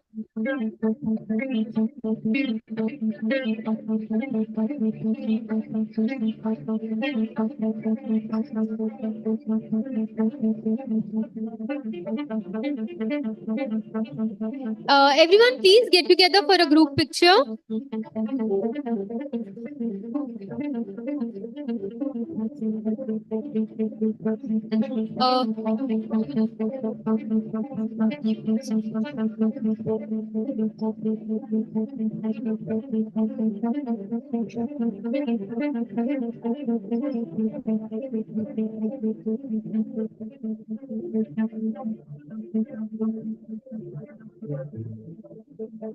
Thank you so much, everyone. And thank you so much to Architect Amitabh Sarma for hosting two brilliant panels. And that wraps up Design Debate Guwahati edition. It has been a joy to be